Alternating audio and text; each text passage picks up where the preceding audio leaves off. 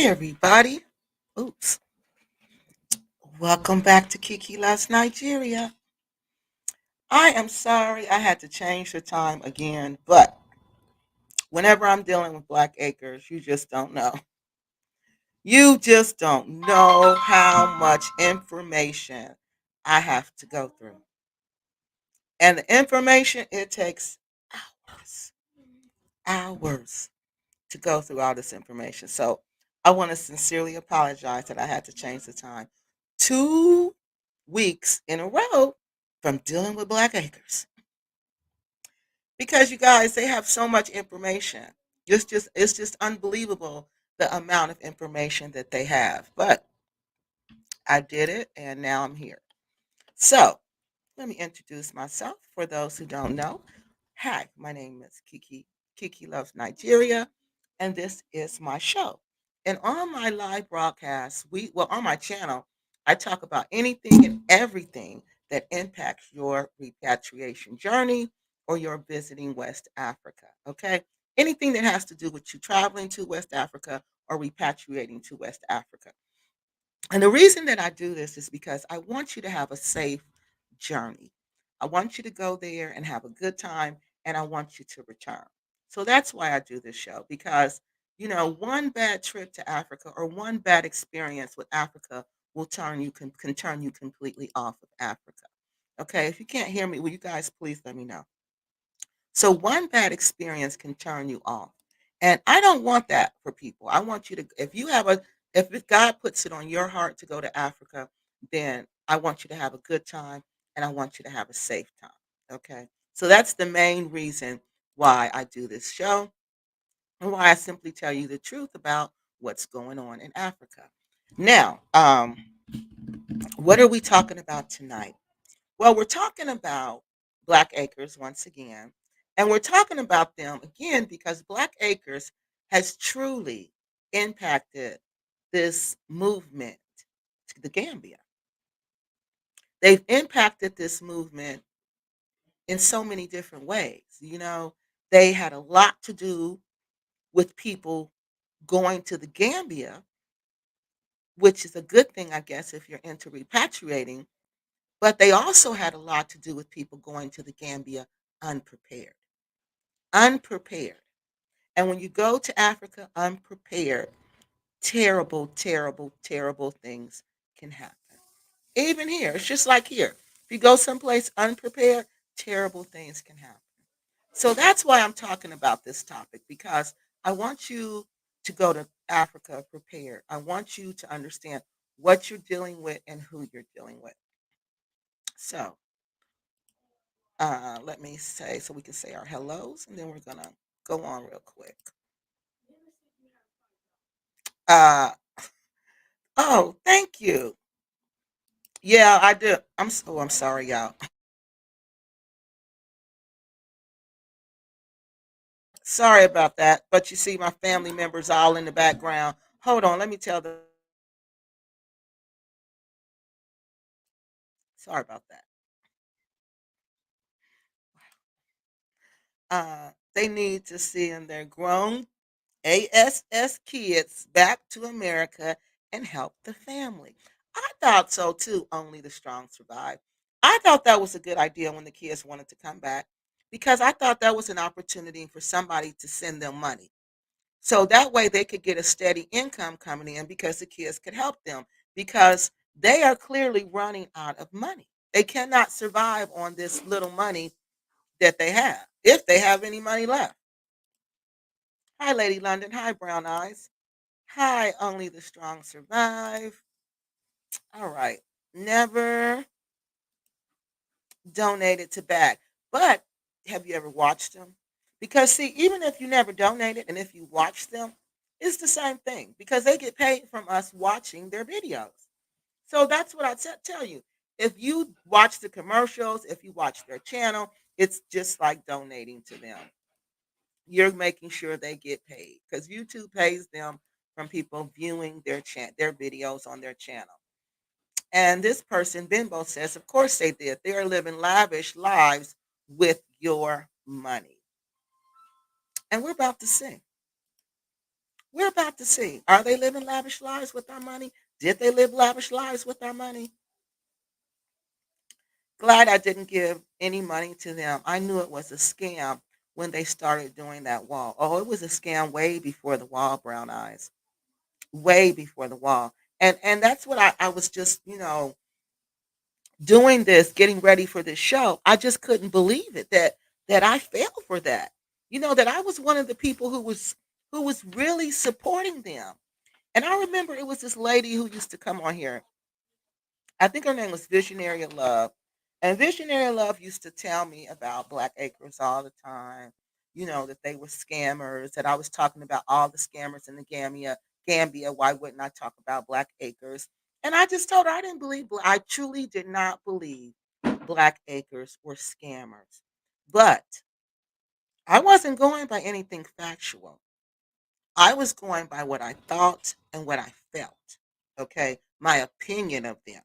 It wasn't by anything factual because when you look at it factually, when you look at it objectively, you see this can't be real. And when you look at their actions factually, when you go through their videos and you see what they've done, then you can clearly see this was never real. They had no intentions on ever developing this land. That's why they still don't have a fence.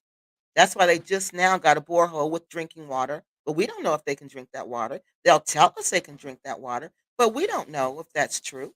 We don't know if that's actual and factual. We don't know any of that. So let's get these comments and then we're going to keep moving because we got a lot of stuff to go through tonight. And Miss Africana says the grown children will remain in the Gambia.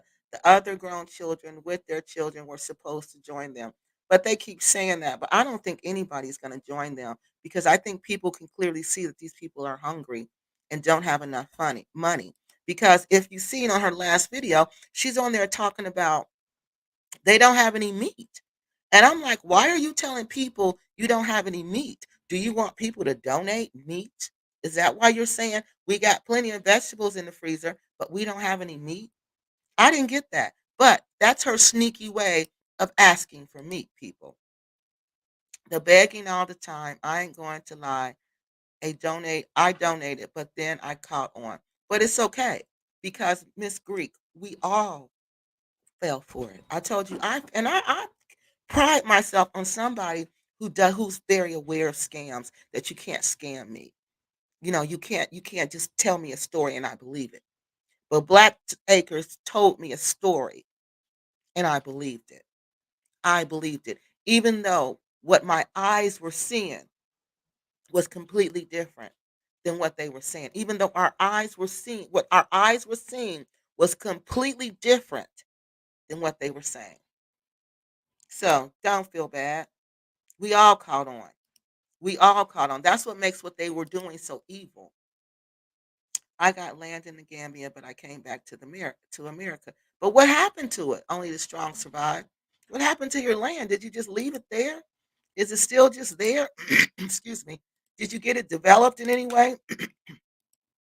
Um, Glad I didn't give any money. Okay, so this person said she knew it was a scam with the wall, but it started before the wall, honey. It started with the raffle.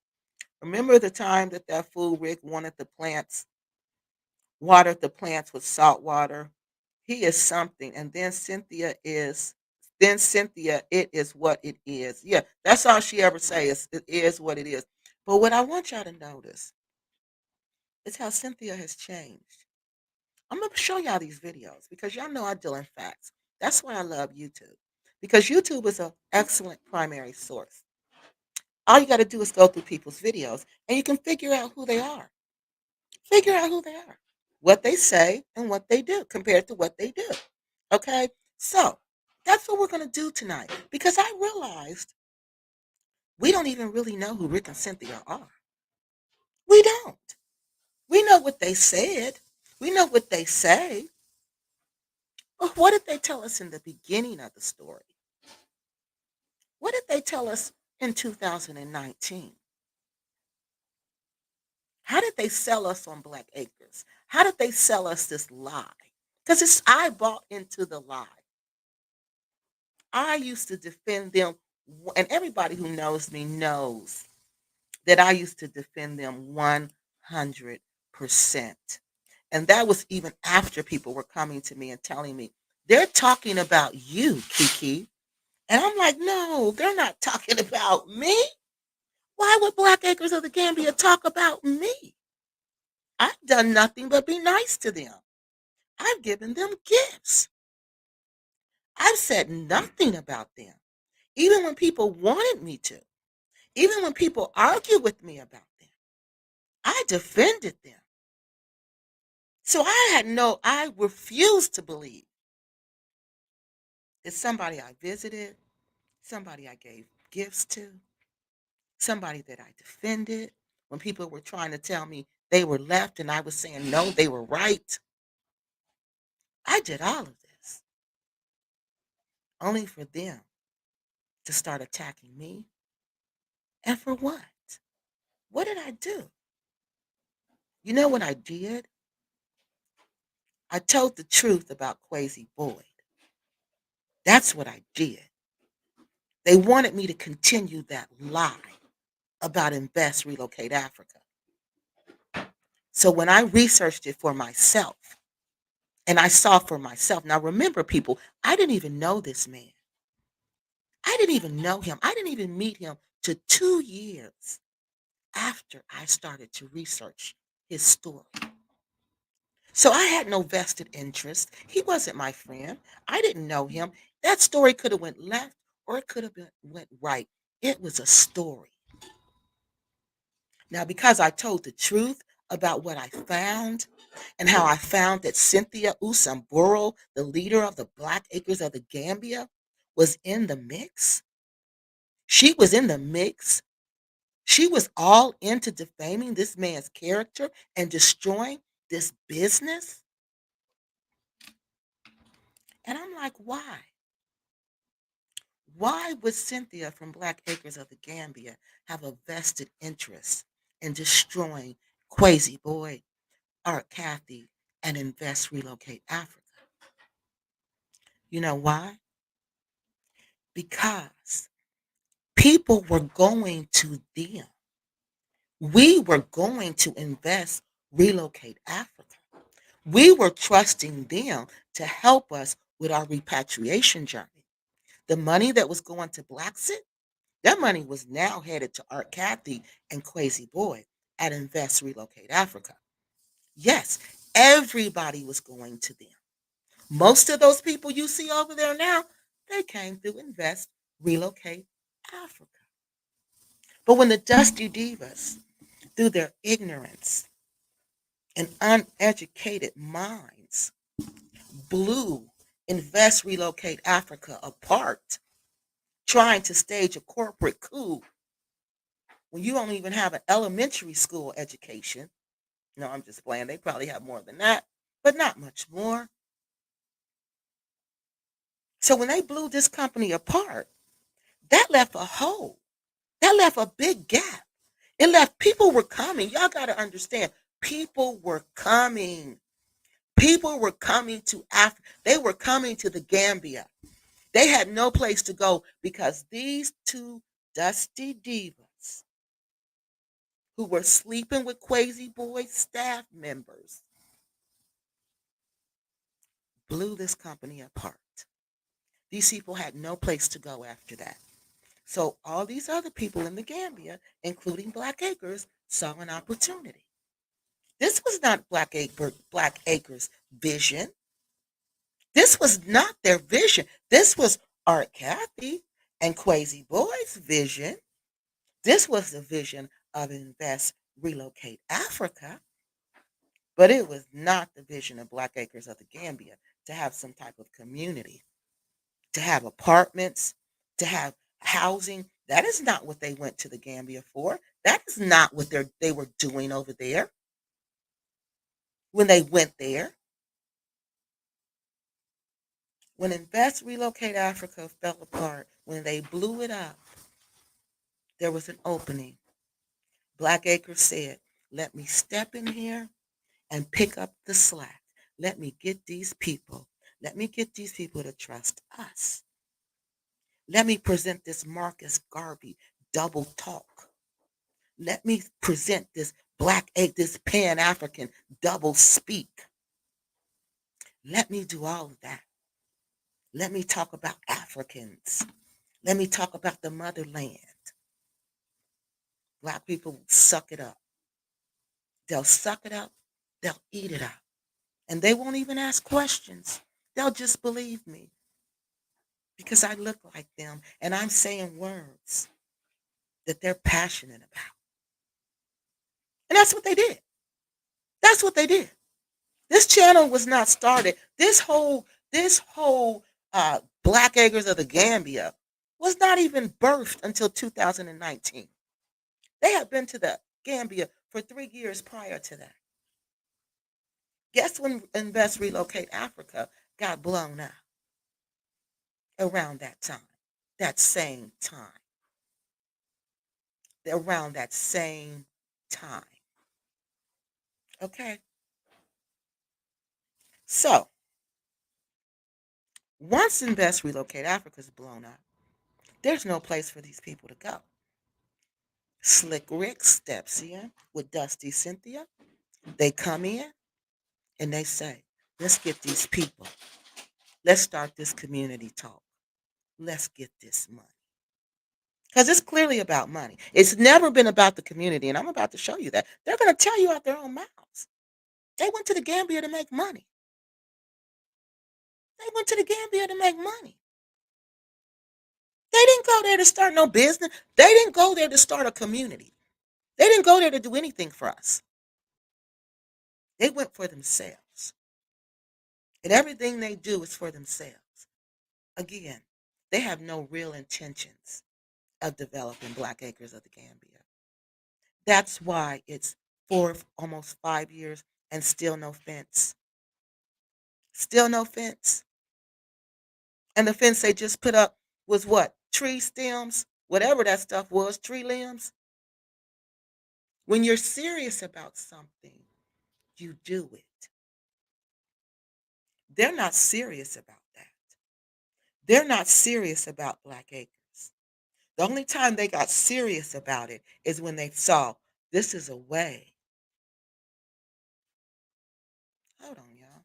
Let me look at this. Didn't you go to their land and they caught you secretly texting? No. See, that's a lie. That's why you, Big John, and Bag fell out. You were let no. Mm-mm. That's a whole lie. A whole lie. I was doing my own stuff. I was with John then. So how could I be secretly working for UN? And if I was working for UN, why would I even tell them that I knew him? Why? Nobody knew that. I was the background person. I wanted to be the background person. Nobody knew that. I was being open and honest because I didn't want them to find out later on, oh, that's what she does?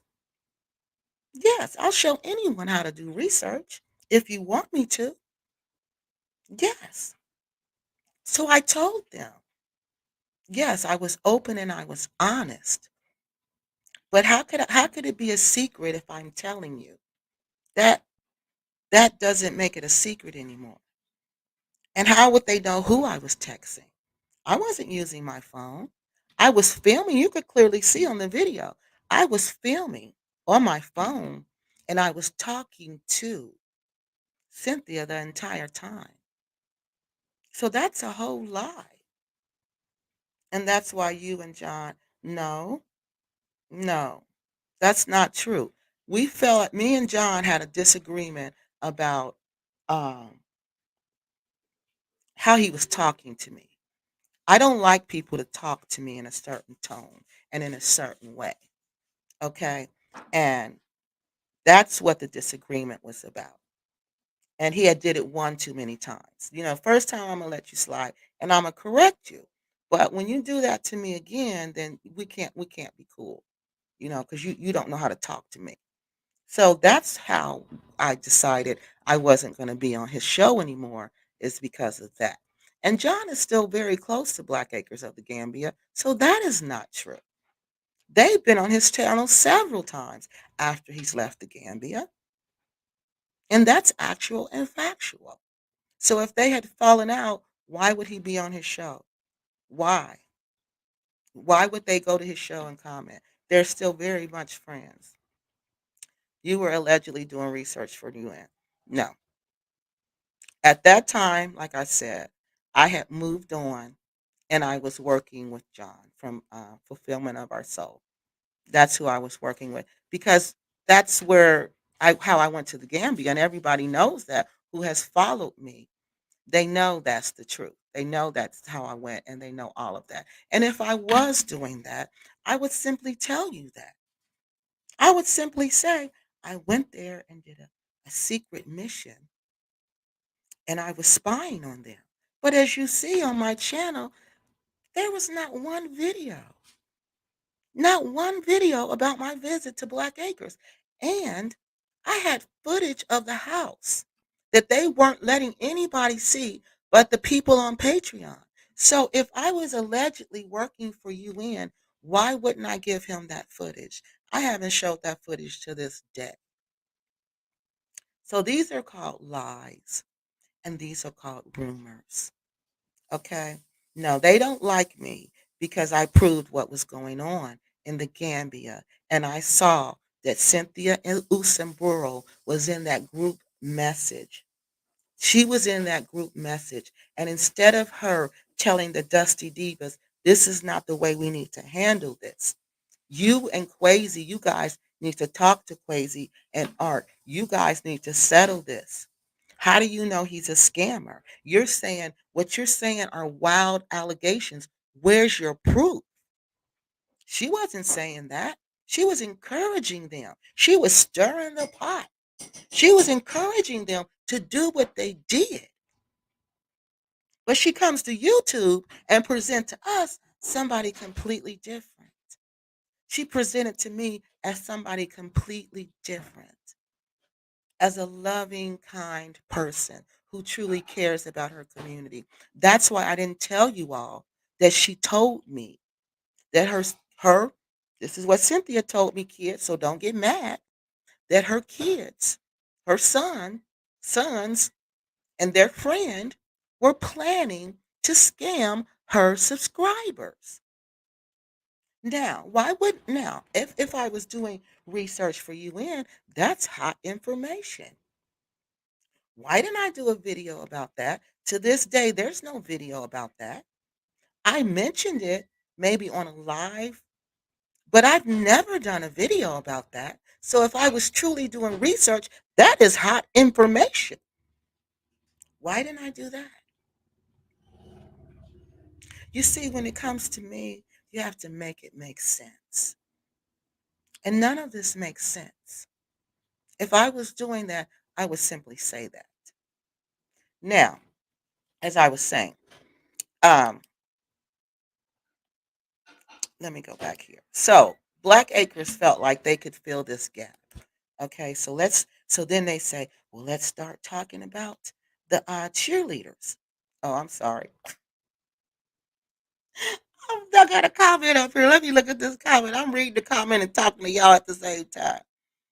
Yes, and she's still encouraging irrelevant times two, cheering her on in her foolishness. That's exactly what she was doing, you guys, in the Facebook group. What she does now. What she does now, instead of telling her, why are you posting this woman's real name? If you got something factual and actual against her, talk about that. What is her professional name have to do with YouTube? See, that's what real women do. They guide other women. They don't lead them astray, and they don't let you look like a fool. Because see, all she's doing every time she violates my privacy and posts my legal professional name, YouTube makes her remove it, and all I do is put it in the file of how she's harassing me. And it's true. She's harassed me so much that YouTube has had to intervene twice. Now, instead of her telling her, don't do that, don't lie on this woman like this, y'all are just lying. And because you can't beat me, you're going to lie on me. And instead of her saying, let's not do that, let's play fair and square, she encourages the lies. She shares the post. But this is what she does, people. This is an excellent what she does to me is an excellent example of what she was doing to Quasi Boyd in Invest Relocate Africa. But she's cool with Art Kathy. Now, how can she be cool with Art Kathy and calling Quasi a scammer when they were in business together? You see how much she doesn't make sense? This the double talk. It's the double speak. It's all lies.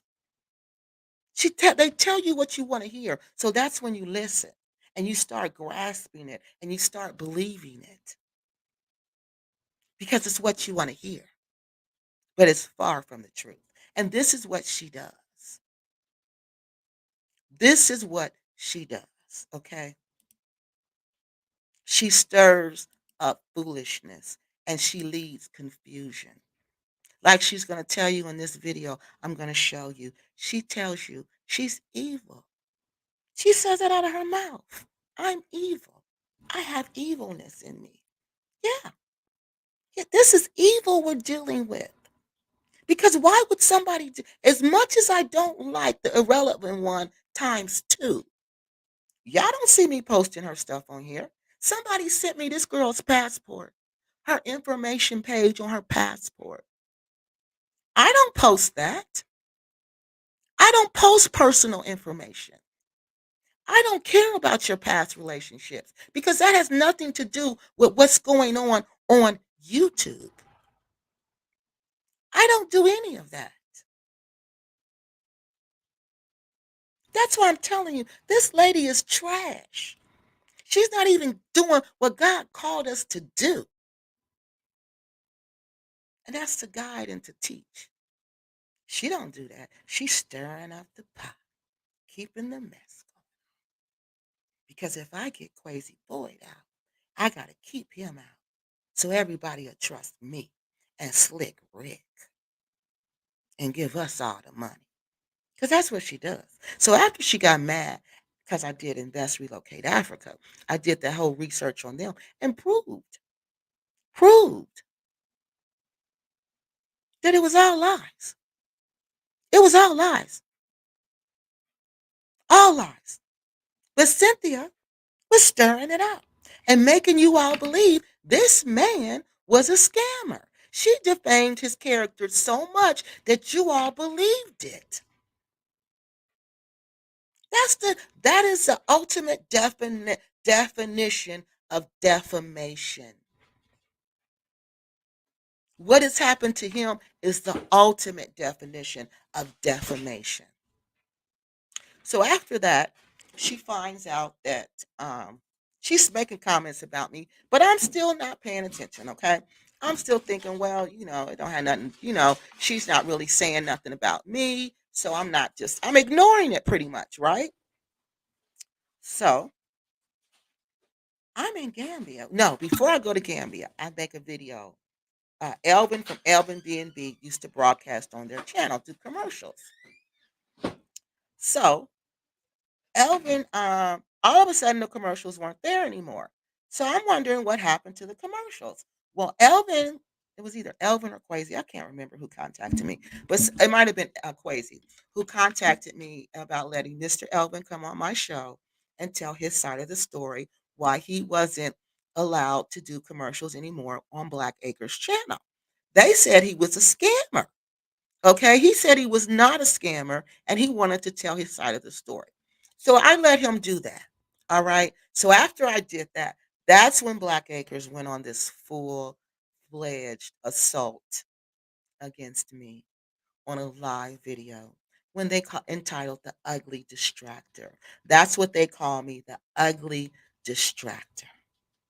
Again, I don't consider myself an ugly or a distractor, so I was still not paying attention to it until I was forced to. until she caught herself putting a juju spell on me. That's when I said, enough is enough. These people have lost their everlasting minds. And that's when I went and started investigating Black Acres of the Gambia. So happy one. That is the truth. Okay? And I have video proof to prove it. Go through my channel, sir. I'm surprised their home never got burgled. It did with the wooden fence in the Gambia and all the it have their houses got burglarized twice. And that's why they have the dogs on the inside. Do y'all know the dogs are now sleeping on the inside of the 4,000 square foot mansion because they're so scared? Because their friend JD Okra, like she liked to call him Okra, they JD Okra, and his name is Orca. Did y'all know he was robbed allegedly?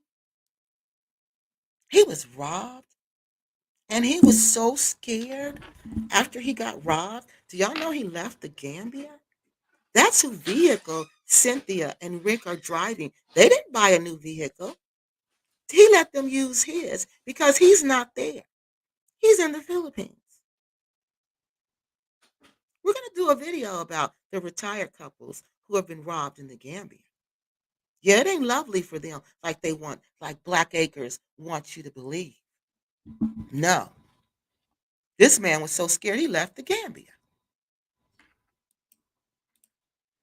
So let's get these comments, then we're going to go and start presenting the facts. We're going to let Black Acres tell us who we are. Not the, yeah, the street dogs live in the house. They live in the house now. Because Cynthia said they do what they're supposed to do. They bark and let them know when somebody's outside. They're just jealous. Oh, thank you. Ain't no need to be jealous of me, though. I spent 2 years in Africa in 2000. Originally was going to the Gambia, but once I saw a couple of Kathy videos, I said, like, Aretha Franklin, ain't no way I'm going there. So that's what happened. All right. And they decided they needed to take up that gap, take up that slack, and they're still taking up that slack. That's why every time you see anything about Crazy Boy, they want to call him a scammer because they don't want you to ever trust him again. You see, our Kathy's rebounded. She's in Ghana doing what she do, but Crazy Boy, no, they won't let him do anything. He needs to sue Black Acres. I keep telling him he needs to sue them for defamation because every time, and then the people. That's another uh, uh, issue in defamation. That the people who affiliate with him, they go after them. Like they go after me because I did a video, a whole series about him. Yeah. So now they go after me. You see what I'm saying? Anybody who dares to speak up for him, they go after that person. They are bullies. They are, Cynthia told you, she's going to tell you herself, she's evil. And they are. Because this is what an evil person does. It encourages you to spread lies about people. It encourages you to make a fool of yourself. It encourages you to be a laughing stock because that's what the irrelevant one times two is. And a laughing stock. But her friend won't tell her the truth. She won't. You see her friend don't act like that on her channel. They all give it to her friend. Because she knows I can get her to be boo-boo the fool for me and be the clown and be the train wreck. Because that's what Cynthia does. And I'm going to show you tonight. I'm going to show you tonight. You're going to hear her say herself, she's evil. I'm surprised. Okay, we got that. So, one thing I realized is I didn't really know who Black Acres of the Gambia were. You are a very beautiful lady. Oh, thank you. Thank you so much. Leave those folks alone and concentrate on yourself.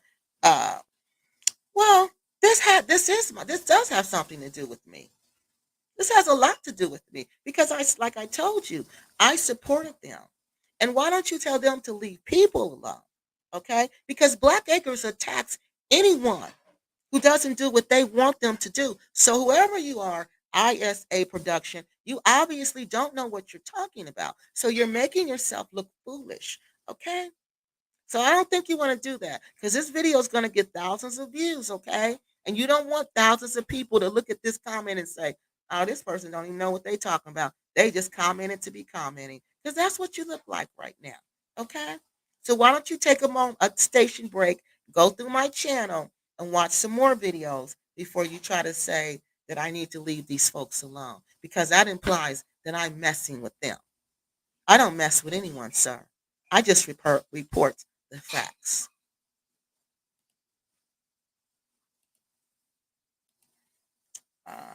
Yeah, the street dogs live in the house. Okay, y'all, did we get all the comments? Uh, did we get all the comments? Okay, so look, we got all the comments. Uh, okay, now let me go get my script to make sure. Take a station break, Kiki. You make my day. Oh, thank you. Uh, People have free will and they have the yes, they do. Exactly. Exactly. You have the right to choose. You can choose not to watch. You can choose to click off right now. Because that's what I do. The YouTube people I don't like, I don't watch them. I only watch Black Acres because I do research on them. Okay? But other than that, I wouldn't watch them. What would I be watching them for? So let's go back. So now we got all those comments. That's what we're talking about tonight. So I did a survey after last week's show. I did a survey. And in response to that survey on my community page, people were asked, let me pull that up for you, okay? But before we do that, we got to put up our fair use stuff. So let's go ahead and get that started, get that put up here. Ooh, there's a lot of stuff to show tonight. So this is our fair use. And I'm going to use a lot of Black Acres of the Gambia's videos tonight. So I want you guys to know that I'm using these videos and for educational purposes. That is the purpose of my channel, is educational purposes. I want you guys, like I said, to be safe in Africa. I want you to have a safe trip in Africa. I want you to be safe. I want you to come back, and I want you to have a great time. And sometimes I have to show other people's videos, all right, to help you understand the message that I'm trying to get across. So, and to do that, we have this thing called fair use, which allows you to share other people's information for educational purposes. We're going to also critique the video. We're also going to comment on their videos tonight. We're going to share what we think about their videos tonight. All right. So, again, this is for educational purpose to help people understand what's the difference from what people say they're going to do and what they actually do. All right. Let's see if I got everything. So now I want to show you all this survey. I created a survey after our show last week because I wanted to see what you guys thought about. Did you guys feel like Black Acres was really using us? Did we feel like we had donating to them, that we really donated to them just to sustain their lifestyle? Okay. So let's look at this. So first, let me go down here. And the video was, I mean, the results were really interesting. How many people believed that this money was going to Black Acres to sustain their lifestyle and not to build this community that they had promised us. So, 6 days ago, I created a survey and it said, now that the data has been presented, do you think that Black Acres of the Gambia scammed the community into financing and sustaining their repatriation journey in the Gambia? Oh, I'm sorry. And 80% of the people, they believe that they did do that. Okay, they believe that this is exactly what Black Acres did. 20% said no, But 80% of the 70 people who took the time to vote, and thank you so much for taking the time to vote, they believe that Black Acres did scam us to sustain their repatriation journey in the Gambia. And so this person says success together. They say, of course, they bamboozled their followers. They funded their house, garden equipment, drip irrigation system, and everything else from empty promises and lies. Fake lottery, cheap name tags, no shame in their game. We all have to pay for our misdeeds. Yes, and they're paying. They are paying, but they're not going to tell us they're paying. So this person says, May says, she thought for some reason I was trying to insult her. And I don't know why she thought this survey was about her. She says, are you trying to insult someone? And she says she remembered what I referenced last week. But May, if you're on here, honey, I don't even know what you're talking about. Then this person says, so many requests for money, but did not do what they stated with the money. What about the raffle? So that led me many times when you do research, okay? Many times when you do research, it leads you to another question, right? So you answer one question. So after we answered that question, I'm laying there thinking, Dad, I'm talking to my sister. I'm like, Dad, we wasted all this money. Me and her going back and forth, right? Because we both was watching back. We going back and forth about how we wasted all this time. We wasted all this money. We wasted all this energy.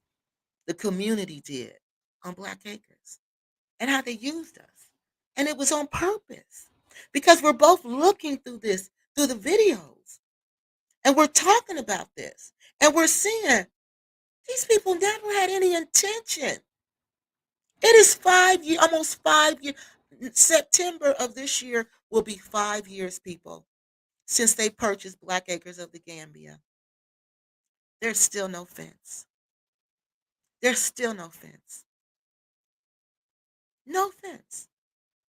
Now, if you're serious about building a land and you're serious about this community and this agriculture and this big chicken farm and goat farm, if you're serious about all of this, how come you don't have a fence? And you've had hundreds and thousands of dollars. Hundreds of thousands. I kid you not. But still, no fence. So now we're going to watch the video. Okay, I'm going to stop right here because we got a lot to go through.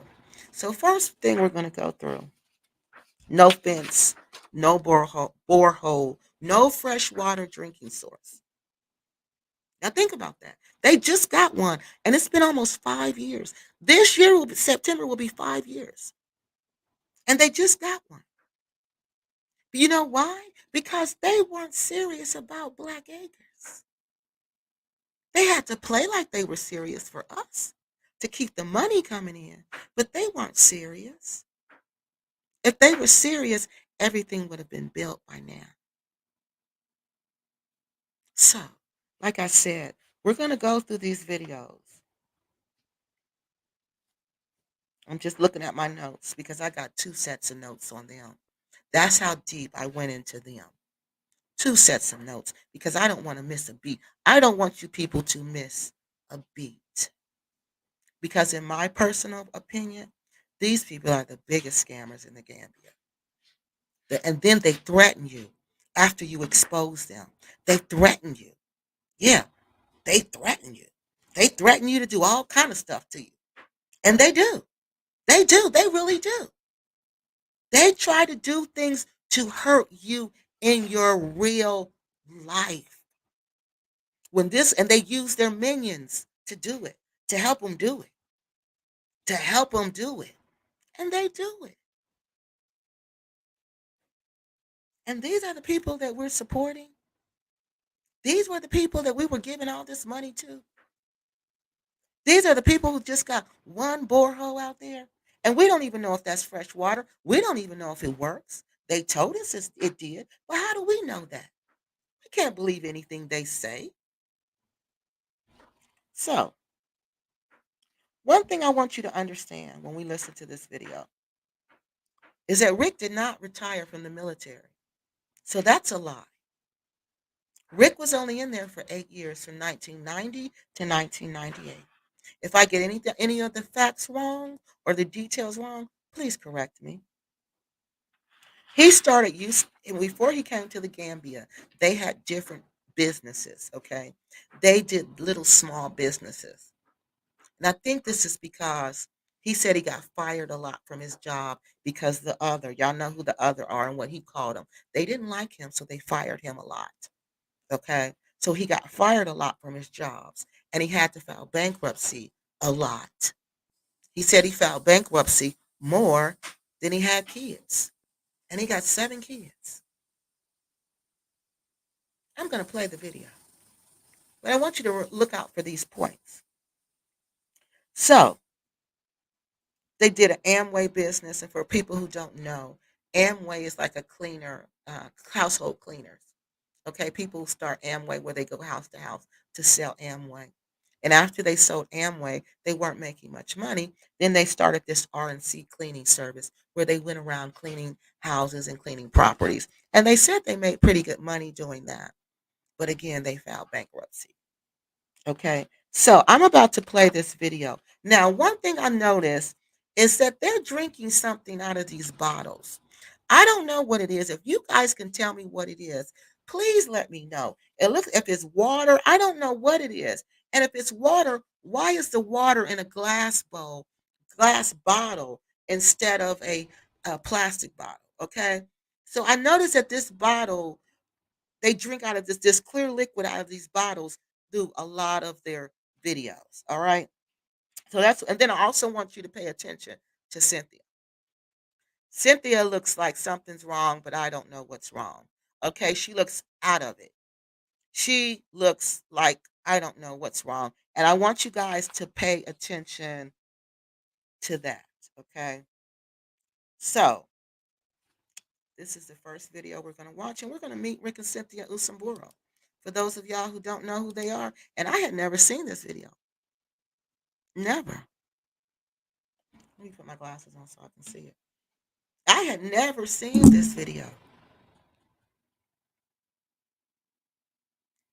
Never. So I was shocked. I was shocked at the things they said, especially Cynthia. I was shocked. And I couldn't understand why she felt it necessary to share some of the things that she shared, other than she thought that was going to give her some kind of clout. Okay. So let me put this video on here. All right. And again, this is for fair use because I want to teach people how to do research using YouTube videos. I want them to understand that YouTube is a primary source. It can be used in a court of law. It is a primary source, people. It is your words. It is what you said. It is what you done. This is the best source ever. All right, let's go back here to the beginning. Peace, family. My name is Ricky Devon Usumbuda Sr., and we're here in the Gambia having a ball. I was born in a little rural town in Georgia by the name of Dublin, Georgia. And we were part of the Great Migration northward. And my mother and myself moved up to Chicago. And predominantly, I was raised in a single family household with my mom. And we had hard times, but we always made it.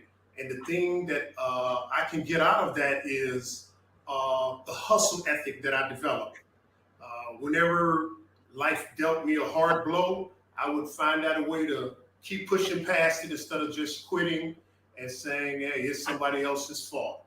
You know, I drove past it. My childhood was like, well, actually, I was born in Chicago. So my parents was Alfred Alfonso and Mary Vine. They both, well, my father was head of the gang on the west side of Chicago. In the 60s, he was the chief of the vice lord. And my mother was a gang, the lady of the vice lord. She was a lady store. And when she got pregnant with me, I was, she was in the gang, and somehow my father killed someone, and she got put in prison. At this time, she's pregnant with me. So I was actually born in the correctional Cook County Jail. That's where I come from, and that's what you probably see a lot of. I don't know if it's what you want to call it, evilness, but sometimes I'm very stubborn. Did you hear her?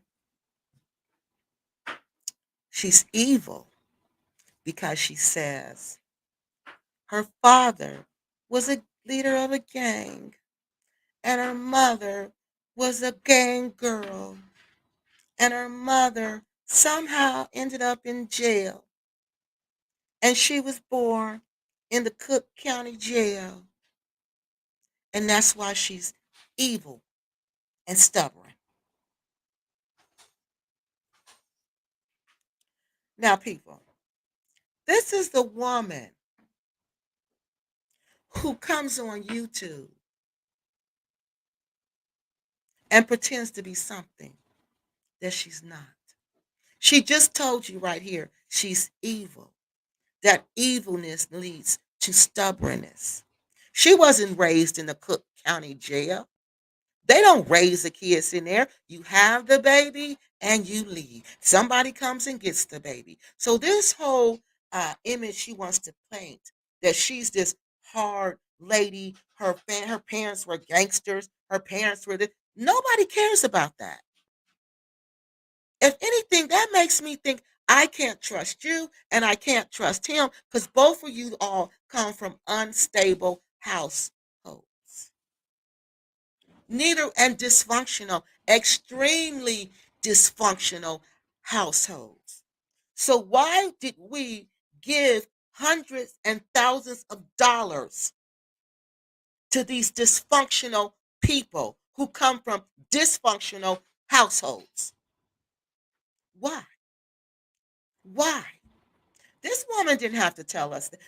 That part about them being in a gang is so irrelevant to who they are, to who they were,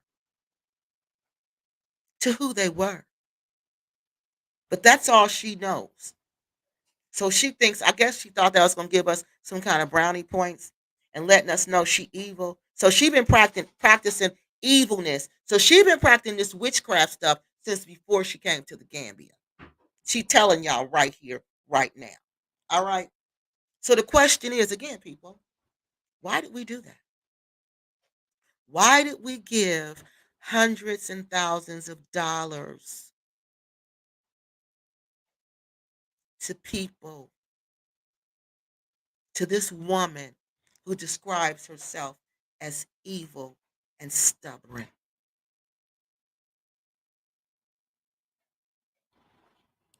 You'll see a lot of it. But And she said, you're going to see a lot of it. Cook County Jail. That's where I come from, and that's what you probably see a lot of. I don't know if it's what you want to call it, evilness, but sometimes I'm very stubborn. But you'll see a lot of it. But that's a little bit about me from Chicago. If you are tired of having to avoid, Yeah, there you go. Oh, we're not done. It's more. There's more. There's more. These are the people we trusted. Why did we do that? Why did we do that? We would never do that here. These people come on TV asking us for money, telling us they're going to build a big community out at a farm and build a farm and a community for us. There's no way we're going to believe them. There's no way we're going to give them a dime. No way. These people are at the bottom of our Black American community, people. Do y'all understand? There's levels to this Black American stuff. There's levels to this. All right? We're all not the same. These people are the bottom of the barrel. And see, that's why we donated. We wanted to help this bottom of the barrel come up. We thought, okay, well, they started off dysfunctional. They got married and they're still together. So let's try and help. When the devil tell you who he is, people, listen. She said, I was born in jail, and that's why I'm evil. And that contributes to the stubbornness. And you're going to see it. And oh boy, do we see it. So now let's listen to these people and how they tell us about their teenage years. And this video's been on public view for 4 years, people. I'm not saying nothing that's hidden information. This has been out here. All right, guys. Growing up as a teenager on the west side of Chicago was traumatic a lot of the times. I played sports, uh, football, and running track to try to get away from some of the traumatic experiences I went through. Again, I developed a hard work ethic because there were a lot of times in the single family household where, all we had to eat was like So basically, he pays instead of dealing with what he was going. He doesn't have good coping skills. So what that tells me is that when things get hard for him, he distracts himself and he doesn't deal with it. He puts something in front of the problem so I don't have to look at the problem. And that's what they do. They move on to the next thing. Like they said, they continually hit the reset button. ketchup sandwiches or mustard sandwiches or mayonnaise, and I wanted to eat a little bit more. And at this time, I developed a reading habit, and I read a book by Dick Gregory, the late Dick Gregory, called "They Call Me Nigger," and he said something in the book that really kind of came home with me. To get out of his poverty environment, he went to this college on a track scholarship, and the only reason he did that was to have something to eat 3 times a day and a nice, comfortable place to sleep. And that really hit home with me, and that kind of propelled me to my college years after high school. I was a very popular athlete in high school, and So he basically went to college to get something to eat and get a place to sleep, a decent place, because he didn't have one in Chicago. Like I said, these people are extremely dysfunctional. They did not deal with their dysfunction. See, people, to develop and grow, you have to look. They call it your shadow side, your dark side, the part you don't want to see, the part you don't like. You got to look that square in the face and deal with it. And deal with it. These people have never done that. They just jump around. They just move on. They just go from one distraction to the next distraction instead of dealing with the situation at hand. got a partial scholarship to a couple of universities. That was my teenage years, guys. My teenage life was pretty rough growing up. Now tell me how you get a partial scholarship to a couple of universities in your teenage years. Does he mean he's out of high school? He graduated from I didn't hear I graduated from high school. So did he graduate from high school and get these scholarships? Most people say I graduated from high school because that's a big deal. He skipped right over that. They both skip over the graduation from high school part. So I guess I don't know. I guess they graduated because you can't go to college without going to high school. So I guess he went to college. He said he got a partial scholarship to college, and he went there to eat so he can have a decent place to live. Not because I wanted to educate my mind. I wanted to grow myself. I wanted to develop and become a better person. People, education is a way that you can develop and become a better person. You know, another way you can develop and become a better person is simply by reading the Bible, by becoming a Christian, by becoming a Muslim, by reading the Quran, by reading the religious books. That's how you develop and grow. But if you don't do any of that, you don't develop and grow. You stay exactly where you are. And that's what these people are. She's still that little. Wait till she tell you how old she was when her and Rick start messing around. This is just ridiculous, these people that we supported. I was my mom, she took care of me. She was a single mom because my dad was no longer around. It was really rough. It was just my mom and my sister and I at home. She played cards and bingo a lot. She also was a nurse at night, so she was never at home. I was more over to So if she was a nurse back then, and that was back in the day, she had to be having money. Now, how could she go to prison? Now, see how they lie. How could she go to prison and come out of prison and be a nurse? You can't go to prison and be a nurse, people. Don't believe that lie. Don't believe this lie she just told you. Her mother was not a nurse, okay? Because you cannot go to prison and be a nurse. That's a whole lie. Just like you can't be in the adult business and be a teacher. Okay? You can't do none of that stuff. My aunt's house. And at this time, this is where I'm being introduced to Rick at 12 years old. I was very young when Did y'all hear that? She was introduced to Rick at 12 years old. Rick is how many years older than her?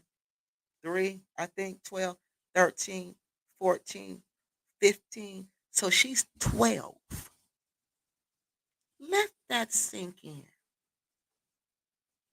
Let that marinate in your minds.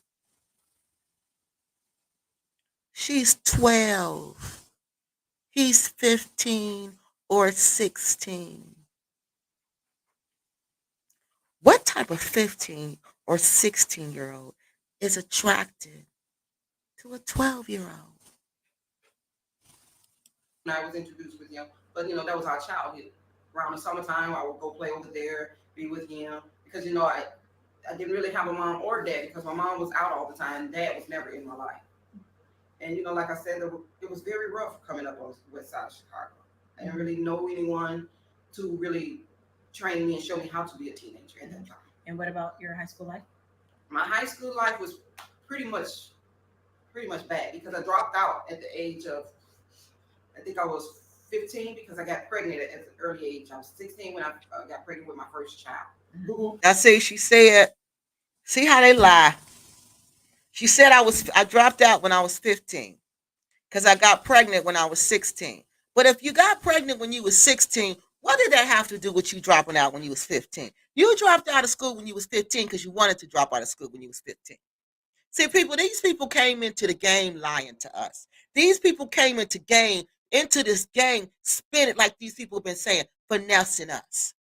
The finesse game was on, and we didn't even know it. And I can't believe I didn't catch on to it. I can't believe I was blinded by it. Because these are the type of people I want to see succeed. These are the people I get up and go to work for every single day. Because I want their kids to have a better life than them. So that's why I believe them. That's why I supported them. That's why I hoped and I prayed for them. Only for them to continually lie on me. Only for them to continually scam our people. Only for them to continually defame people's name. Only for them to continually stir up the pot and be in the middle of mess. We paid them to be troublemakers. We paid them to bust up and mess up the Gambia. These people told me I could come to the Gambia with $3,000. They were trying to get me to relocate to Gambia with $3,000. Why? Why would you tell, not them, Rick and Nicole. Rick and Nicole from the Soul Food Restaurant. Why would you lie and tell me that I could come to the Gambia and live with $3,000? It's like they wanted me to get me in some kind of mess. In some kind of, I don't know what. But it was some kind of mess they wanted to get me in. Who's the person that impregnated you? You. Oh, okay. Oh my God. So again, the lie, she met him at 12. 15, she drops out of school. 16, she's pregnant. Okay. Yes, we had our first child when I was 17. Mhm. And that was pretty much rough. After the teenage years for being with my mom, when I hooked up with my now husband, everything was okay. All right.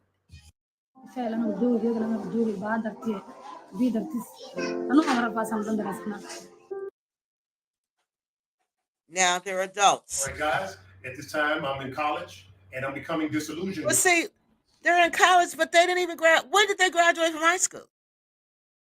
You see what I mean? When did that happen? Now they just skipped over that.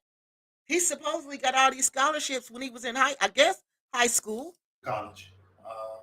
Found out a lot of harsh realities about college. Just encountered a lot of racism.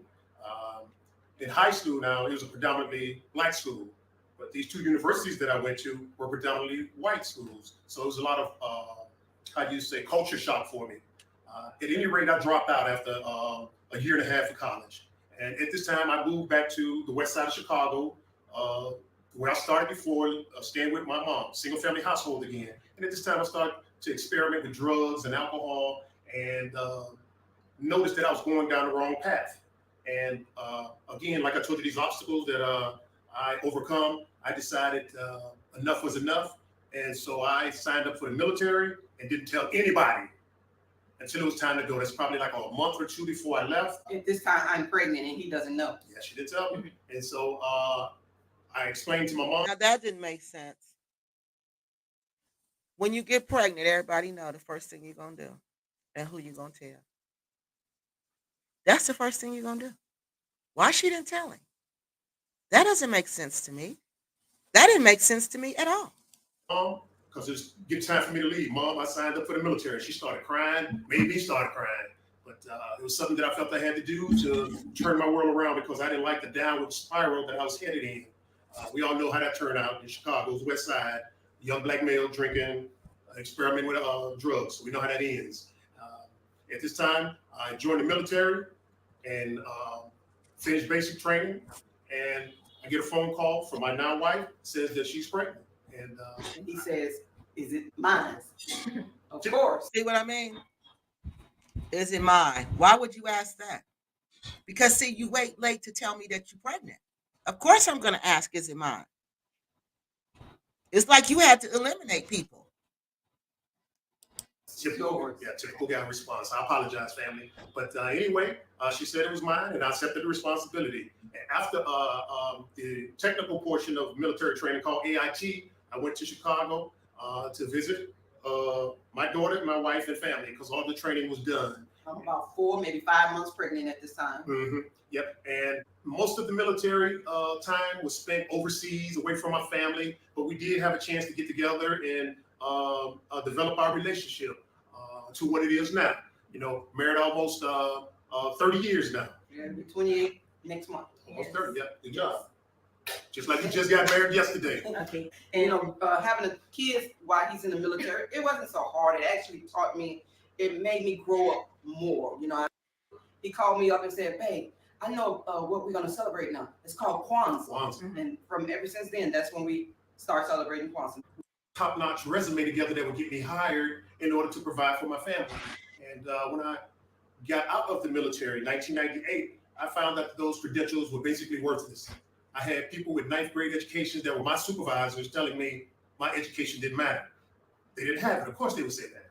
But like I said before, time and time again, when obstacles came our way, we found a way to get around it. So we developed this cleaning business. We started for like $35. At first, once you got, we were actually in Right. I forgot about that. Networking. Yeah.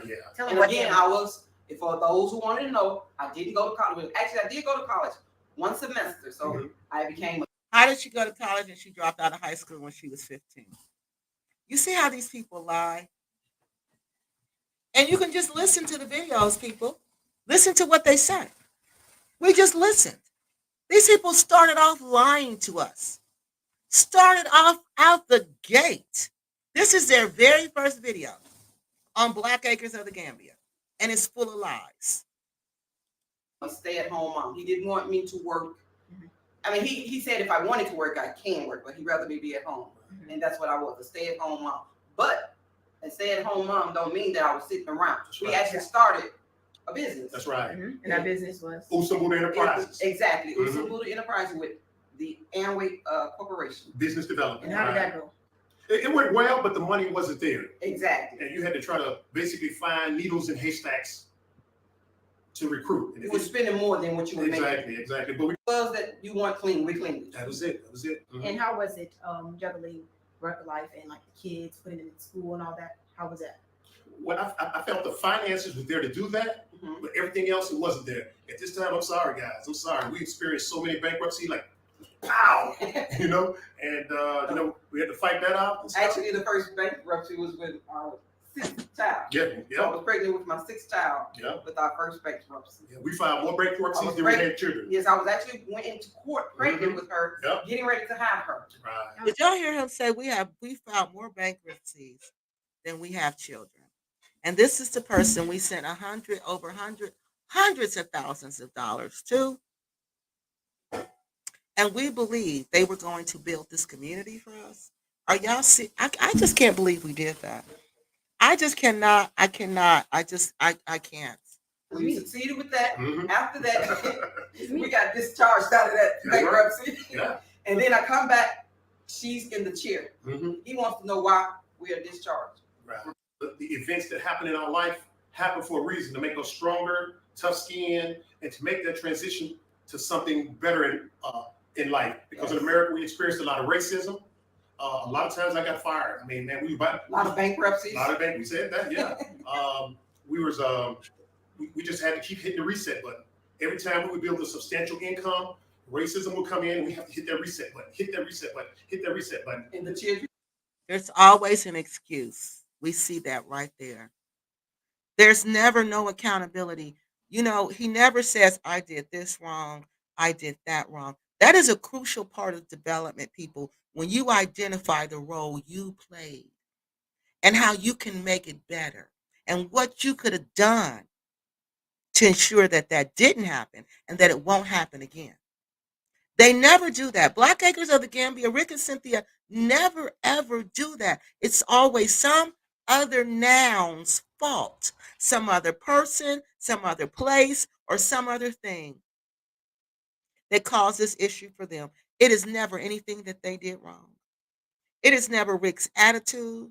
It is never Cynthia's immaturity. It is never Rick's selfishness. It's never Cynthia's evilness. It's never their both of their stubbornness. It's never that.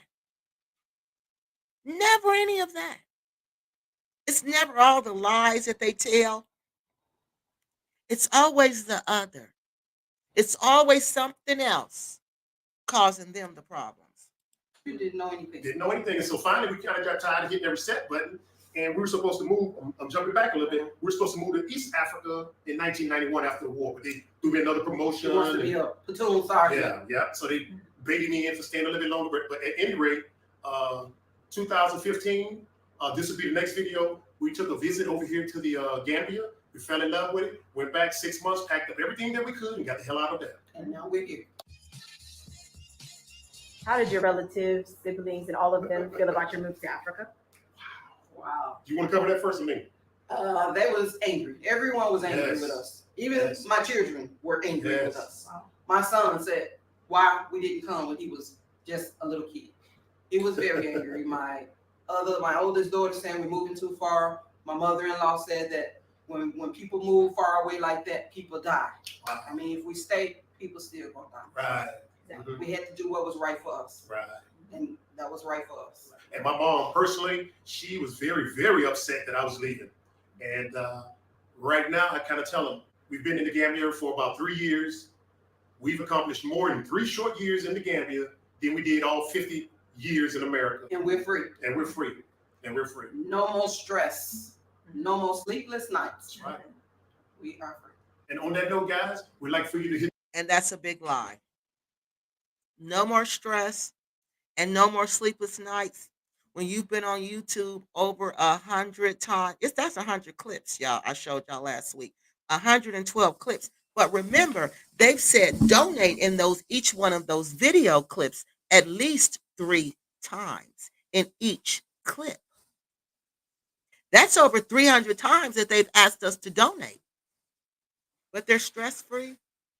They're stress-free. So let's see. So that's who they are. That's Rick and Cynthia Usamburo. These dysfunctional people who found each dysfunctional selves. He found Miss Dysfunctional, Miss Dysfunctional. She found Mr. Dysfunctional. And they hooked up. That's the worst thing you can do. Because you two are going to feed off your negative energy. And that's what they're doing. So I bet when they have arguments, you better look out. You better look out.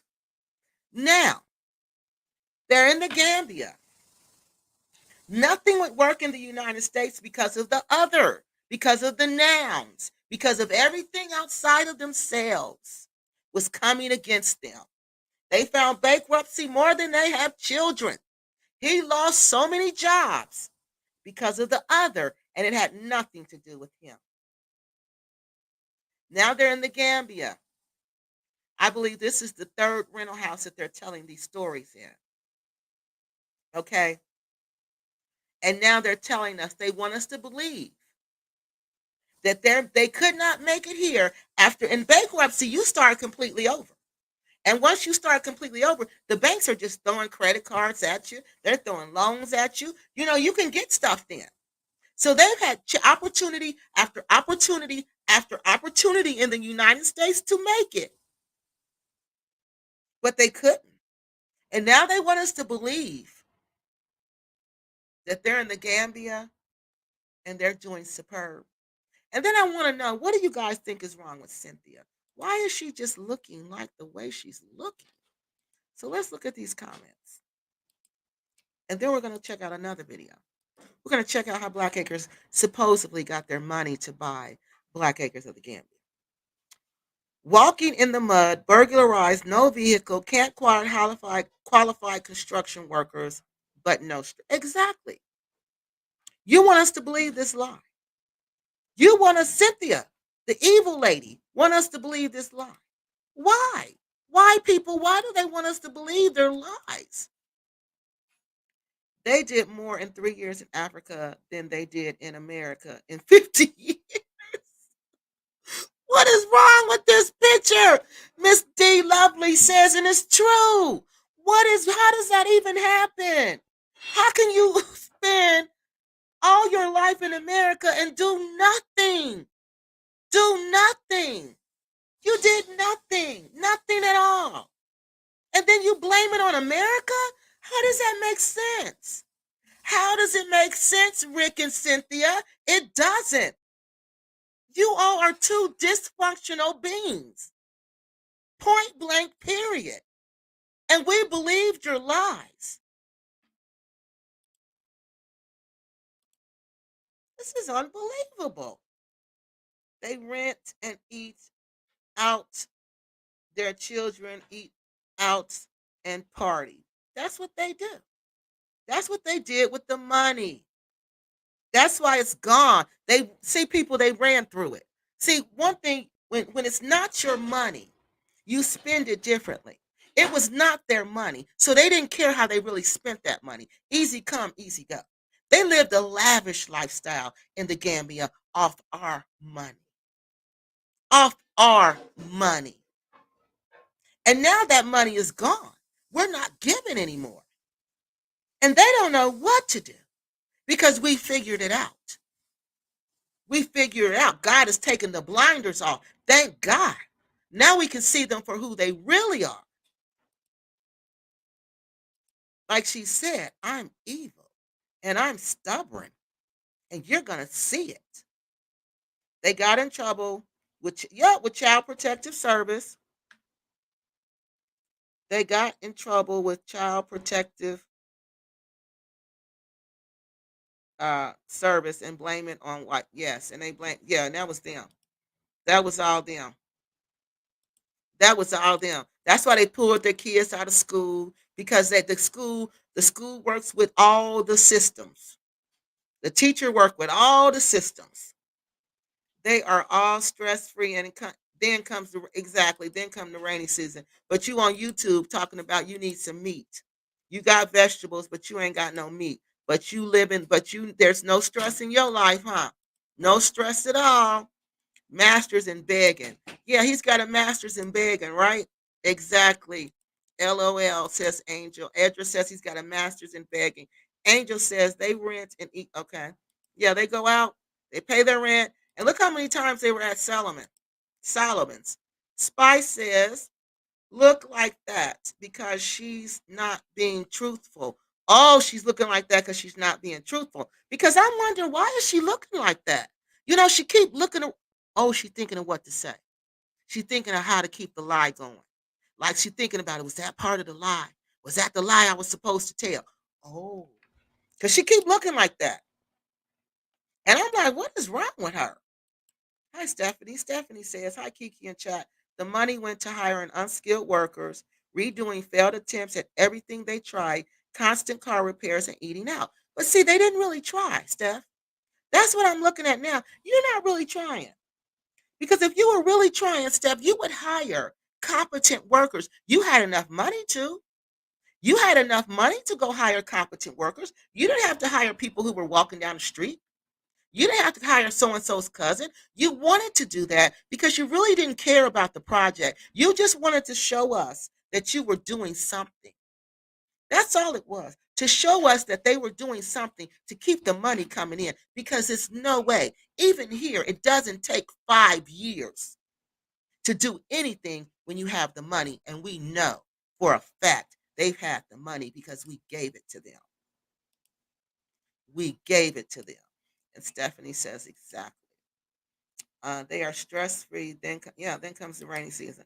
All right, let me go back up and make sure we got all these comments. They got into, okay. Yeah, and they blamed that on everybody else. But what about when they, how old she was when they started dating? What about that? Think about that. She was 12 and he was 15, 16. That's crazy. That is so, that right there says a lot about him. That says a lot about him, his character, his integrity, everything. Everything. Everything. Right? Let me make sure I got all these videos. I mean clips before we go to the next video. Yeah, they want us to believe that. But we were. We were believing it because we wanted to believe it. They are not, no, they are not responsible people, and there's no way we should have gave these irresponsible people all of this money and all of this responsibility of believing everything that they say that comes out of their mouth, when we just sat here and listened to a 19-minute video and it was full of lies. They telling us they went to college and they never said they graduated from high school. How does that happen? You can't do one without the other. But they just skipped over that part. They just skipped over we graduated from high school. Did you graduate? Cynthia says she dropped out, but the next minute she says she's in college. We can't. These are very irresponsible people. Very irresponsible people. And we trusted them with all that money to do what they said they were going to do. Why did we do that? What's That's what you call begging. They were. They were dry begging. That's what the kids call it. So bankruptcies and running up bills and not paying seems to be their business strategy, but they are proud. And guess what? That's what they did in the Gambia. I'm about to show you what they did. They took that same business model of running up bills and not paying them to the Gambia. Those two houses they rented, they didn't pay rent in those houses. They lived in the Gambia for 9 months, rent free. No, it had to be longer than that. No, because when it came time for them to pay, they would move. They would make these deals. You know how Africans like to barter. They would make these deals. Wait, let's finish and I'm gonna go back to that. That's our next video. How they cheated and the same scam they ran in the Gambia in the United States, like he's saying, to run up the bills and leave. That's what they did in the Gambia. That's what they did in the Gambia. Seems to be their business strategy. And yes, they're proud of it. They always have smiles on their faces when they talk about cheating. Yes, they're proud to cheat people. Of course, they think they're smart. They think they're smarter than us when they cheat us. Yes, of course they're proud of it. Of course they're smiling about it. We're the fools. We're the fools for being cheated. When Rick said he was going to make an ice rink in Cambia, I choked. Those are the lies he tells, because he know we'll believe it. We'll believe anything he says because all they got to do is love, peace, and soul. That's all they got to do. When we was sucking it up and we was eating it up and we was sending more money, more money, more money every time they asked. I guess, hey, Mr. Johnson, I guess ignorance is truly bliss. These two are the epitome of that phrase. Yes. And that I don't even think they're ignorant to anything. They know exactly what they're doing. It was all a game. It was all a scam. That's all it was. They did more than three. Yeah, they ain't did nothing. That was a lie. That was all a lie. They haven't done anything but scam these rent people in the Gambia. And I'm about to show you that. RNC thought we can scam folks easy. They did over in the Gambia. They got me good. Glad I woke up. Thank you, Kiki. You are very welcome because they did think that. They thought we can go to the Gambia and we can scam people very easily because the Gambians aren't that smart. Yeah. And that's not Kiki saying that. That's what they thought. And it's obvious that's what they thought because look how they treat the Gambians and look how they talk to them. Look how they treated us. Look how they treated us. And then when we question the donation, what does he say? Then don't donate. Got all smart with people? Don't donate. Y'all stay up here and take care. Y'all stay up and take care. Yeah, because that's what we got to do. That's exactly what we got to do. These people played us. These people played us like a violin. Played us. That's why they don't have nothing on that land to this day, except that house is falling apart. And the house was an afterthought, y'all. Putting the house up was really an afterthought because they said when they finally realized, okay, if we go ahead and build this house, we don't have to pay any rent and we can keep this money. Because, see, we were paying their rent. When they got to the third house, that I guess they said was a nice house. They never showed us that house either. But from what I seen from that house was awfully dirty. So wherever they live is dirty. Okay. So, well, that's my opinion. It's dirty. It might be clean to them, but to me, that's dirty. So the third house is the house they were living in, making these videos and asking for these donations. Okay. So they lived there for 2.5, almost 3 years, taking donations where we were paying their rent. So they said, look, Sin, we can just take this money, really put it on a house, build this house, then we can live out at the land. That's what we can do. And see, this is what I think, y'all. This is what I think. Remember when they built the guard shack, okay? The guard shack looked like a little small house, right? So I'm thinking they're going to go and move in the guard shack, okay, till they get the rest of the money to build the house. Because they had to get out of that house because it was costing them money. And the landlord kept going up on the rent. And they couldn't scam this guy the way they scammed the other one because they didn't have any money. Before the donations, Rick described it as they were on a severe budget. A severe budget. Now let me go through the rest of these videos. I mean these videos. Let me go through the rest of these comments so we can get to this other video. So I can show you how they scammed the rent people. Well, I'll drop this gin and head out. Some lineage of jinns specialized in manipulating humans and light beings. Oh, she said this gem. So if you sent money, don't feel bad. You were deceived and tricked. Yeah, and you don't send money because once you send it, they get your money. They can tie up your money, you know? So you got to be careful with that. If you had a master's, I wouldn't choose. No. If he had a master's, why would he choose that? Exactly. Why would he choose to be a cleaner? Why would he choose to sell Amway if he had a master's? He said he hate the enemy. Y'all know who he talking about. Then why? Angel says, then why? Then I'm sorry. Then he was at his daughter's wedding, dancing with both of them, celebrating their the other son-in-law. When the video encouraged their son to, in the video, he encouraged the son to go with the Lebanese. So in a video, they said a leaked video, he was encouraging one of his son to go with, I guess some a Lebanese girl, I don't know. Yeah, so the whole thing is fake. That was for the camera. That was to get those people who are into that movement to donate that money.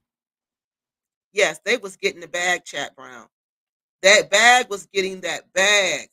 They were, and they didn't care. They had no intentions on ever building up Black Acres. It was all a game. It was all a game. It was all a scam. It was all a scam till people started asking questions. Till we started wising up and was like, well, why ain't nothing out there? You had plenty of time. You had plenty of money. Why isn't anything out there? Oh, so let's build after the security shack. Cynthia refused to live in a security shack because I believe that's because who builds a security shack with two bedrooms, a kitchen, a bathroom, a little sitting area? She refused to live out there. Refused. So that's why they didn't move to the security house and they had to stay in the rental property even longer because Cynthia knew how much money they had. They knew they had tons of money. They knew they weren't running out of money anytime soon. They thought they could play this donation and then this plaque game for a long time. Yes, they give, but they're not going to give, ma'am. Now let me ask you this: you said they give credit for military training, but do they give you enough credit where you can acquire a whole master's degree? Do they do that? Can you answer that question for us? Thank you.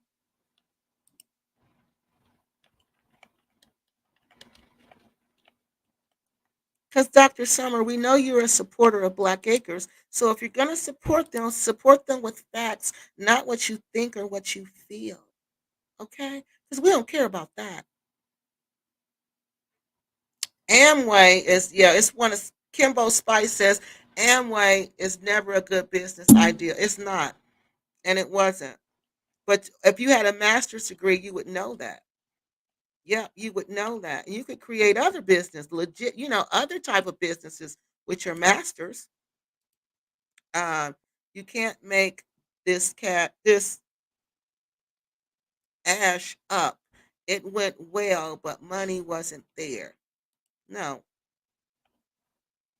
So let's see what else. Agent 007 says Cynthia may not have a degree, but she's a problem solver and is a lot smarter than Rick. Really, she is the money bag and the brain of the operation. Really.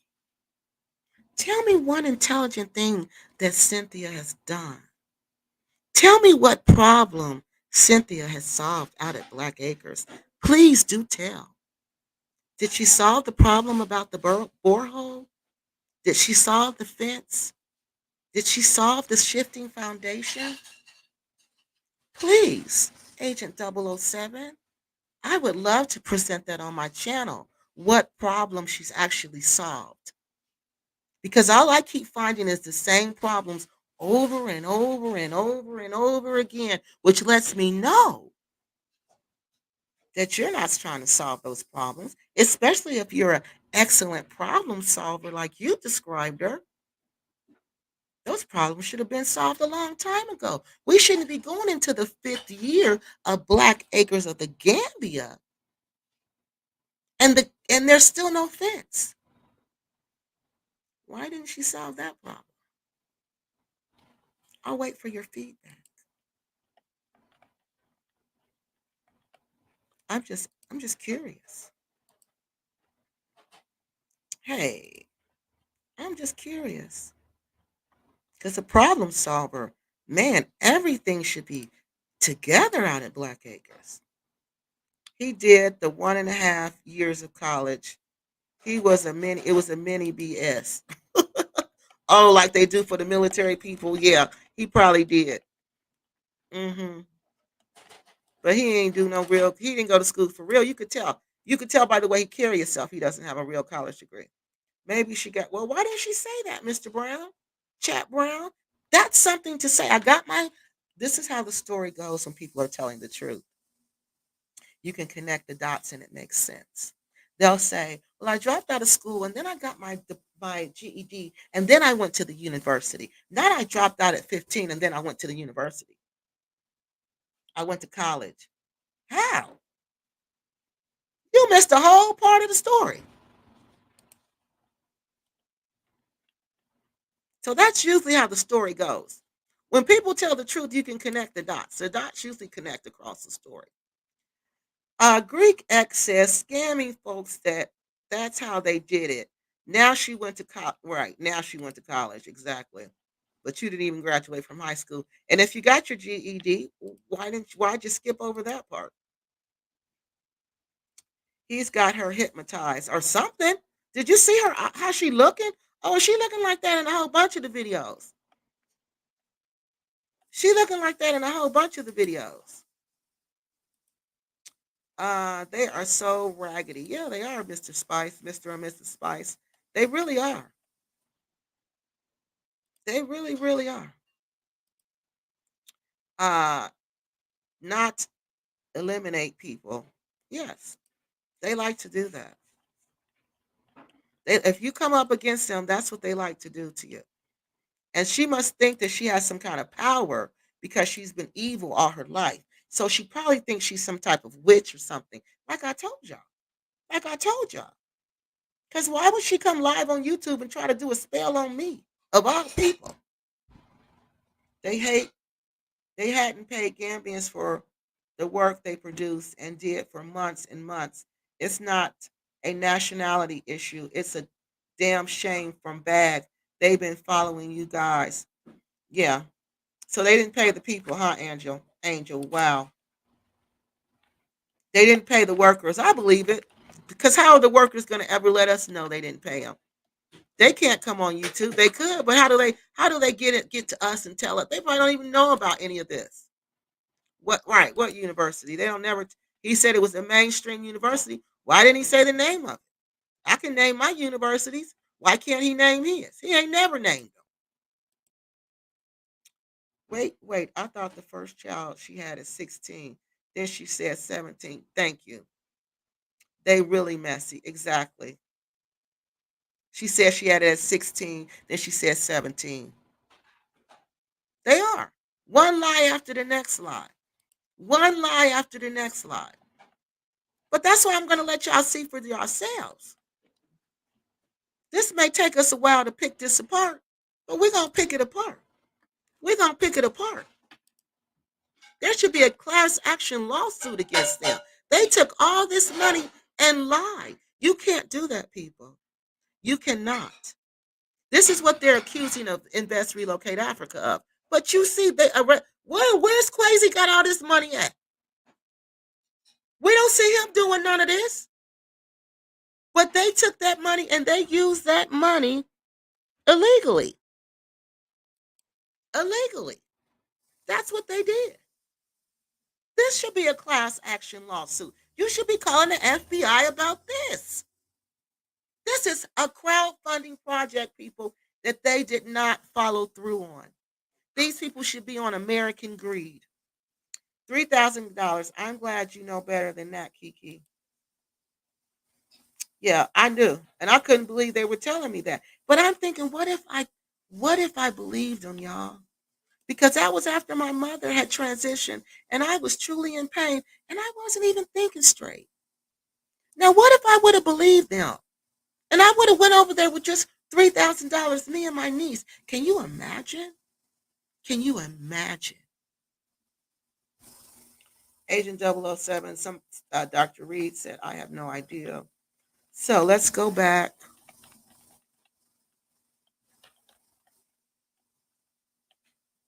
Oh, I got some more comments up here. Only says that I'm on point. Well, thank you so much. I appreciate that. Uh, I'm just letting the facts speak for themselves. So they can't say I said it. Dr. Summer Reed, was he used? What has he used his MBA degree? Exactly. He has a business degree. He could have got a job doing that, and he was a black man. He could have easily got a job doing that. Get out of here. Get out of here. Try again with that one, honey. Try one more time. Rick has it. Really? Where did he get his master? Where did he get the MBA from? Please tell me, because I have a master's in public administration from Wright State University in Dayton, Ohio. My specialty is community development. I have a master's in arts, the art of public administration, and I have a master's in education, community development, and student development. both from Wright State University. My bachelor comes from the University of Dayton. Why can't he tell that? Why can't I ain't never heard him say that. As many times as he says he has these degrees, he never says from where. Because it's a lie. It's a whole lie. Because it's a whole daggone lie. That's why. It's a whole daggone lie. Angel says, okay, so she talking to somebody else. So we're about to get to this other video, y'all. I just want to make sure I got everybody's comments because I want everybody's voice to be heard. Uh, yes, I'm peeling back every layer, honey. We're going to go. Let me tell y'all what we're going to do. We're going to do a chronological study on Black Acres of the Gambia. And what I'm going to do is go each year and point out their lies and what they've done absolutely nothing but waste our money for 5 years. This is 2019, people. This is their first year. We're going to go through this year, 2019, and see what they did.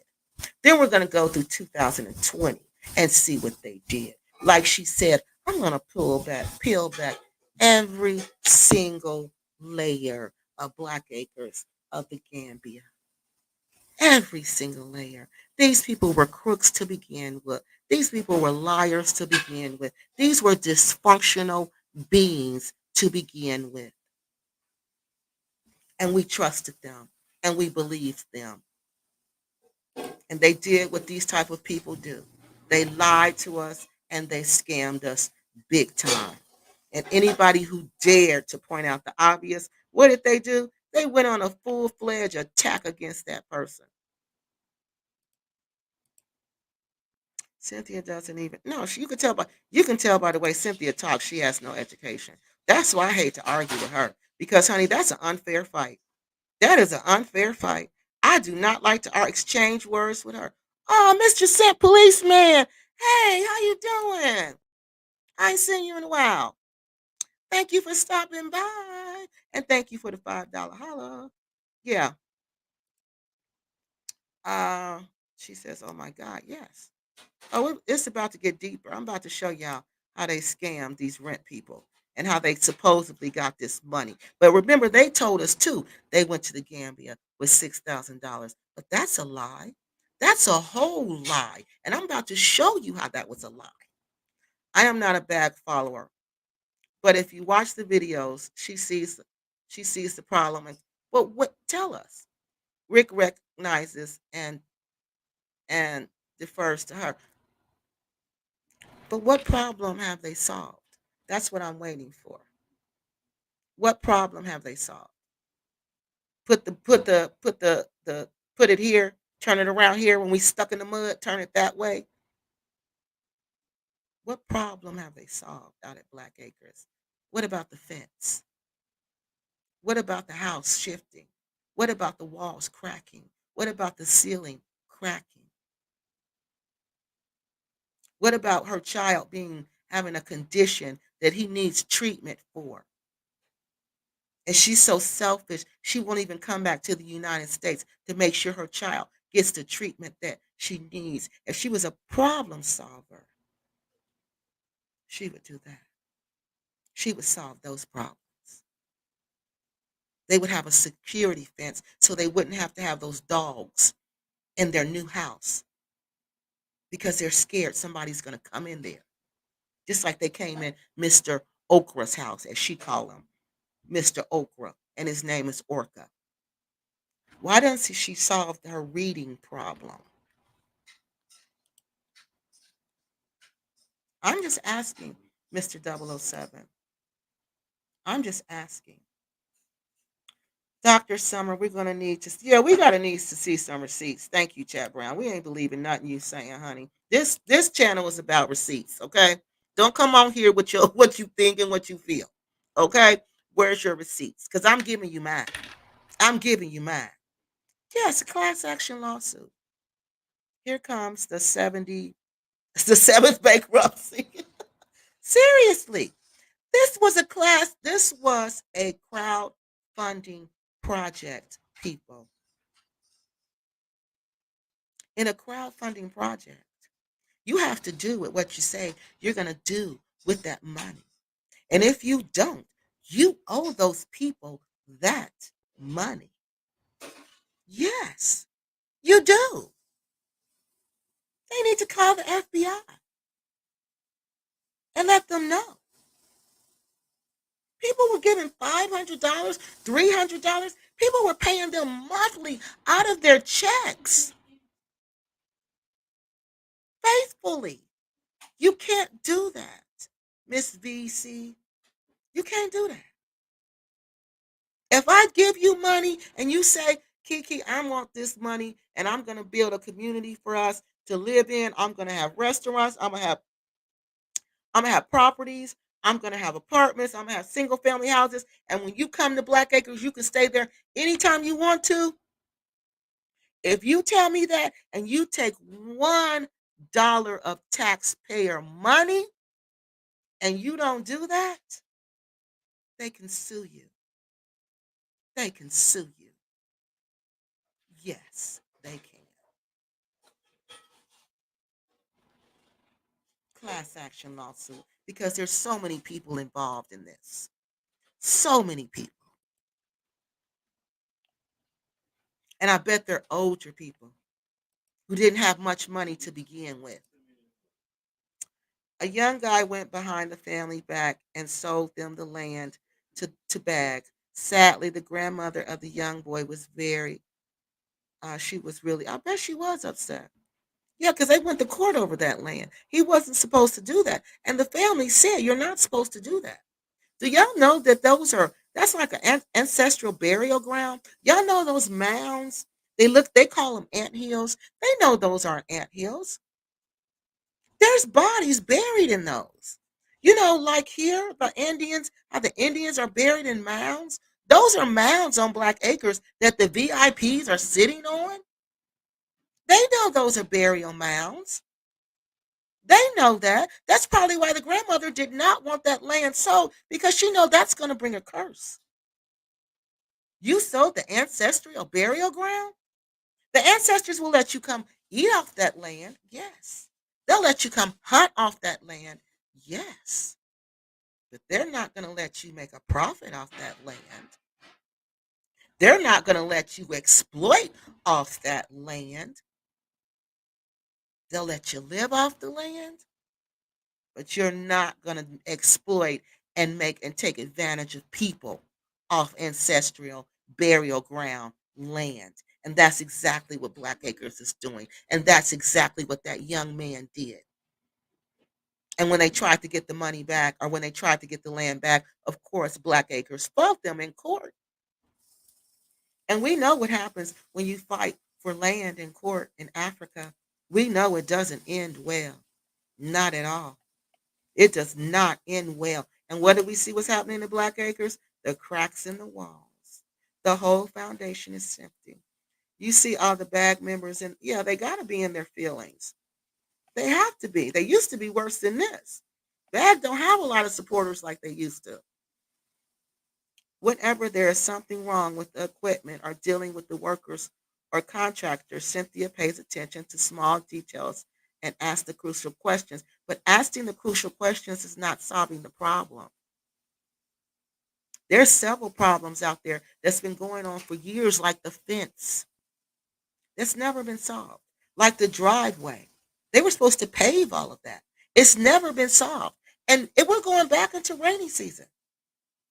Back into rainy season. And they still have no walkway. They still have no driveway. They still have no paved roads. How? What problem is she solving? What? I'm waiting. Asking the crucial questions, that's two different things from solving the problem. Because I've been researching them, honey. They ain't solved not one problem. That's how I know they ain't trying to do this for real. Because you could have done something. You could have got the fence up. You could have got several boreholes. You could have got the apartments built. You could have got the house built. You didn't have to build that big of house in the first place. Okay, you didn't have to do that.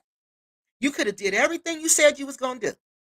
You don't. They don't even have security out there. They don't even have a real security house. You weren't serious. You were not. I know too many people who build houses. I know too many Africans who build houses. I know too many Americans who build houses in Africa. It don't take them no 5 years. You're not serious about it. They weren't serious about anything. They were just taking our money. They were taking our money, paying their rent, going out, kicking it, and having a great time. I can't believe I'm awake at midnight. Oh, Dr. Summer, thank you. Wherever you live at, I don't know where you live at, but thank you, Dr. Summer. They have no pride. Both, no, they don't. They don't have no pride and they have no shame. They have no pride and no shame, y'all. But they gonna wait till I play this next video. It gets worse. A veteran with a master. Oh, right. They can get a job anywhere. You're right. This is all a lie. Veterans can get jobs. Even they can become teachers. Just like that. Just like that. But I think he was dishonorably discharged. I think something happened because Rick was only in the Army 8 years. That's it. So all these people saying, oh, he was military retired. No, he did not. He was in there from 1990 to 1998. Uh, get a job and support his family instead of whining. Exactly. Beautiful. Give me a bottle of water. Exactly. He could get a job. That's a lie. And if you people think he can't get a job, then you don't know what you're talking about. But Black Acres people usually don't know what they're talking about. She solved them by forgetting about them and living stress free, like they said when she said she lived stress free in the Gambia and she sleep good at night with all those rats coming in her house, jumping through the window. Wait till you see how they was living. Wait till you see, and he don't care. That was another thing. He don't care how he have these people living. If a man love you, he not gonna have you living any kind of way, any kind of every kind of way. Problem solver, yeah. Chat Brown says. Chat Brown says, yeah, for herself and her bank account. Exactly. That's the problem she solved. How to get that money, honey? What ways can we get that money, Big Daddy? They really a mess. Proud of feeling, proud of filing multiple. Yeah, who says that? And proud that her daddy was a gangster, and proud that her mama was a gangster, and proud that she was born in the county jail, trying to act like she was raised in. Well, that's where I come from, the jail. Girl, you was probably in the jail how long? Long enough to be born, and then they took you to the foster home. But I thought she said she went with her grandmother. Now she ain't even talking about her grandmother because she want to be. So they proud of that. They proud of the dysfunction. Kiki, how were they able to get? I don't know. Well, this is how they were able to get it. They were able to get it because it was supposed to be like a commercial project. They said they were going to build something to create jobs. It was a big project. It was like to me, it sounded like Coco Ocean. If you ever went to the Gambia, Coco Ocean is this really nice resort. Black Acres sounded like it was going to be like a resort. It was going to have apartments that we could rent when we came there. It was supposed to have single family houses when we came there. It was going to have organic community farm, a community farm that was supposed to employ the people from CFO. The people from CFO were supposed to work there. So when you go to the government with a plan like that and you say, I'm going to employ people, I'm going to use this for business, because they didn't tell them they were using it for personal reasons. They told them they were going to use it for a business.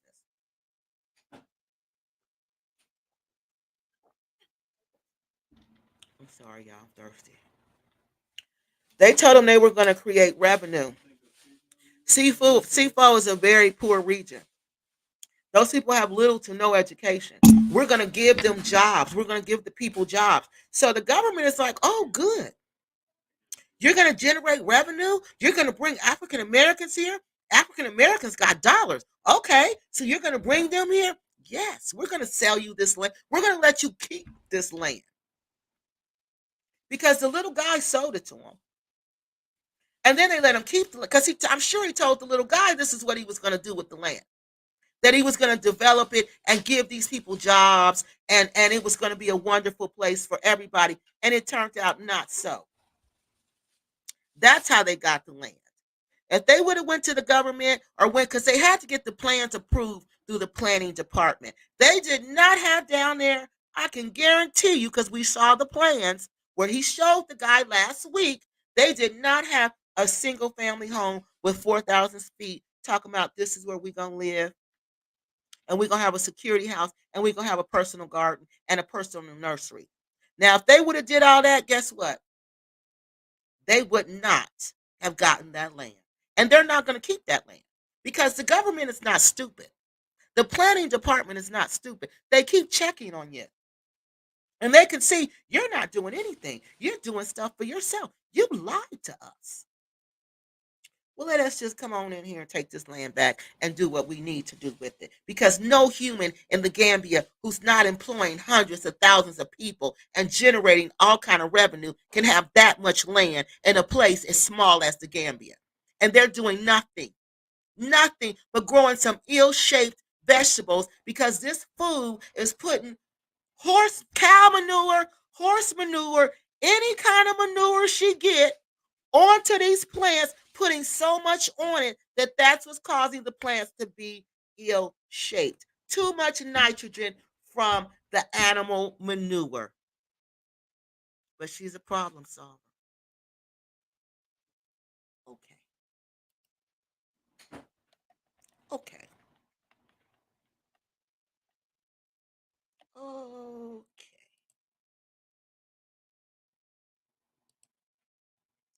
It depends on his what depends on his rank, how much money he got for the school. Okay. I think he said he was a sergeant or a master sergeant, didn't he? He had to be at least, hey, Q, he had to be at least a sergeant or no, he had to E6 or E5 because he was a drill sergeant. He said he was his last thing he was a drill sergeant. And then he got out. What happened? Angel says they moved and scammed the locals. I never sent a penny. I saw the scam. And if you know Gambia, you know they're all you know that they was lying, that they treat Gambians like they do. They treat Gambians like trash. Yeah, what they do. We seen it for ourselves. They bragged about it. They sure did. They bragged about it. Keep the information. Oh, I am. Trust me.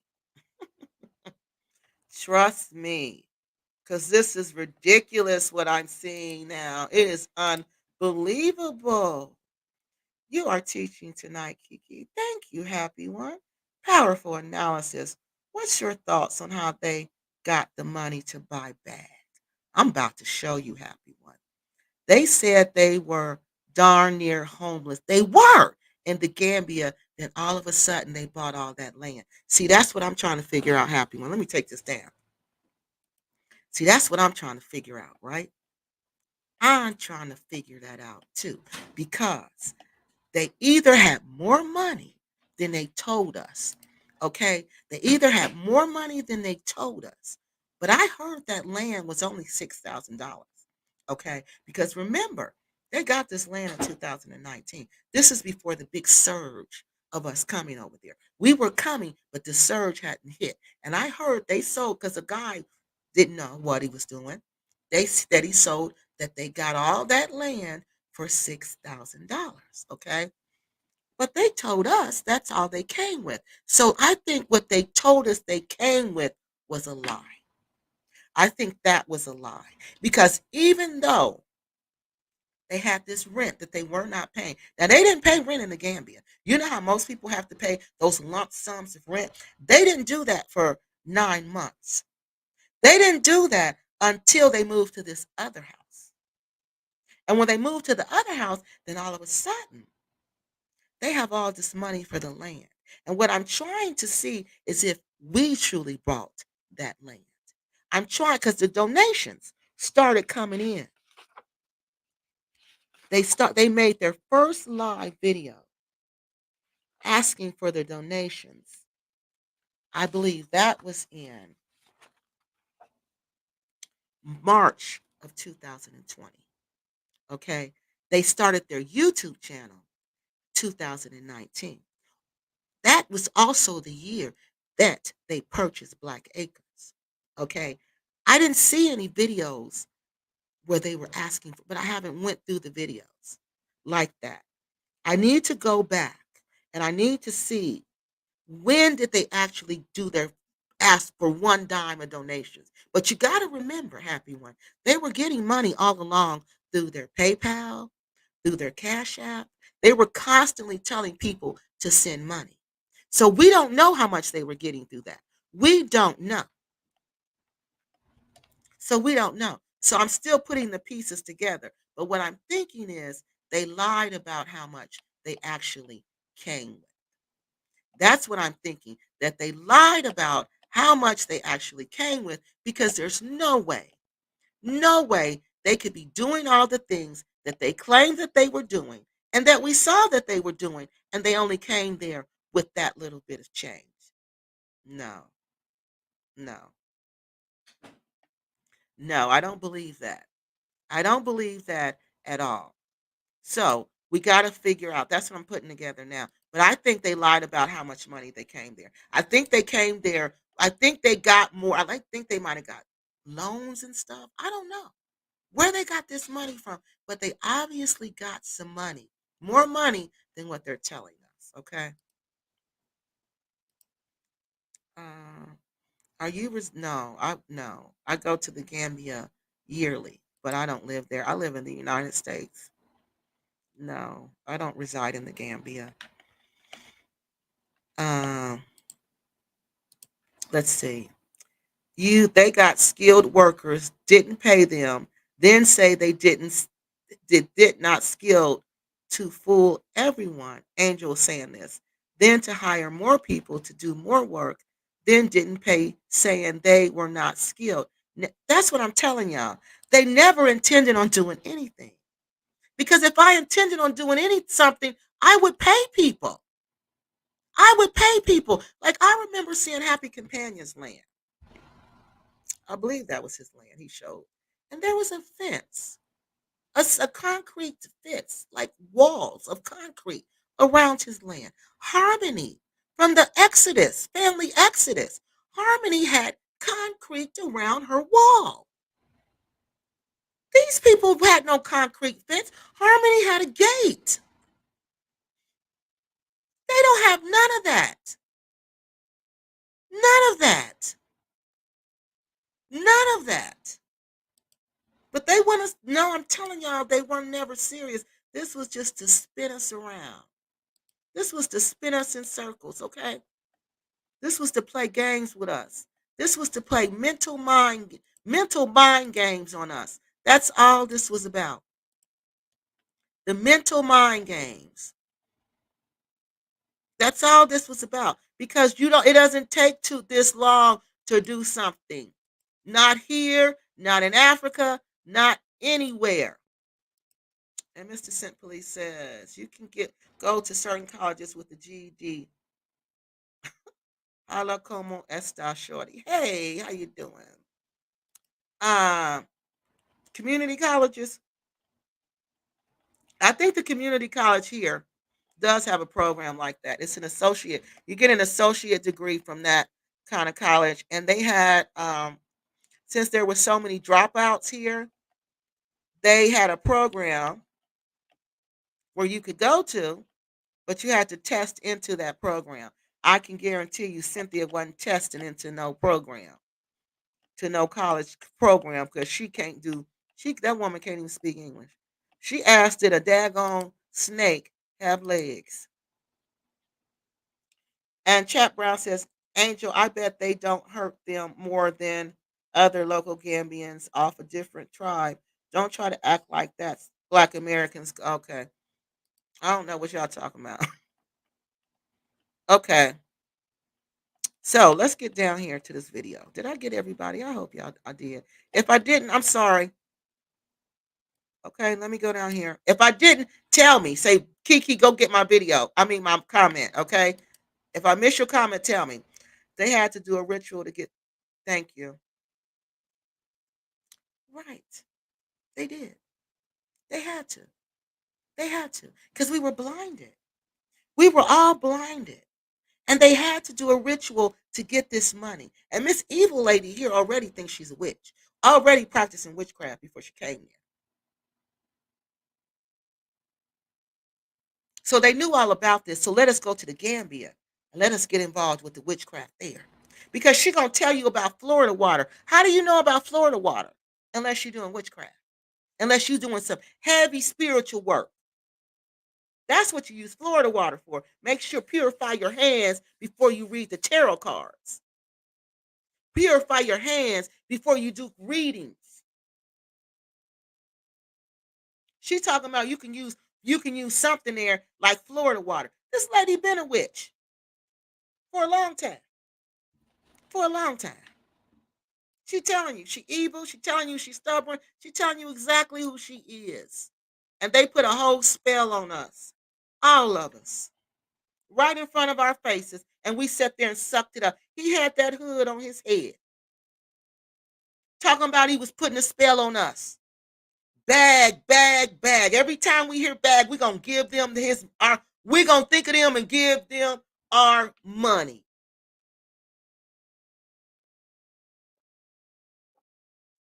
And you know the people they really got was the people who gave them their money. Because once you get the money, you can do a binding spell on that person. And then you got them steady coming to you, giving you money, giving you money. You see, these people will make excuse after excuse to give Black Acres money. But the spells don't last. That's the only thing. You got to make another sacrifice. Based on the E6 level of sergeant, the service he could be getting six. He don't get nothing. I'm sorry. He don't get nothing now. He was only in there 8 years. Not even 10. 8 years and he's gone. He didn't say why. He didn't say, oh, I got sick. Oh, I got hurt. He just said, I got out. I got out. I think he was having problems in there too. That is sad the way they treat. Yeah. Cynthia is an awful person. An awful person. An awful, awful, awful person. Yes. All right, y'all. I think we got them all. Poor Raheem always. Don't say that. Y'all think so? Naomi. I don't know. Probably Precious. Kiyomi. Okay, y'all. Poor Raheem always in Cologne. How y'all know that? Do y'all know that for a fact? That he doing that? That he popping them for real? And I know he do the other one, smoking the trees. Of course he speaks Wolof. Wow, Africa. Are you serious? Wow, Africa. Don't tell me that. If that's what's going on, they should be ashamed, man. That's what you took your kids to Africa and that's what they doing? Mm, I can't even believe it.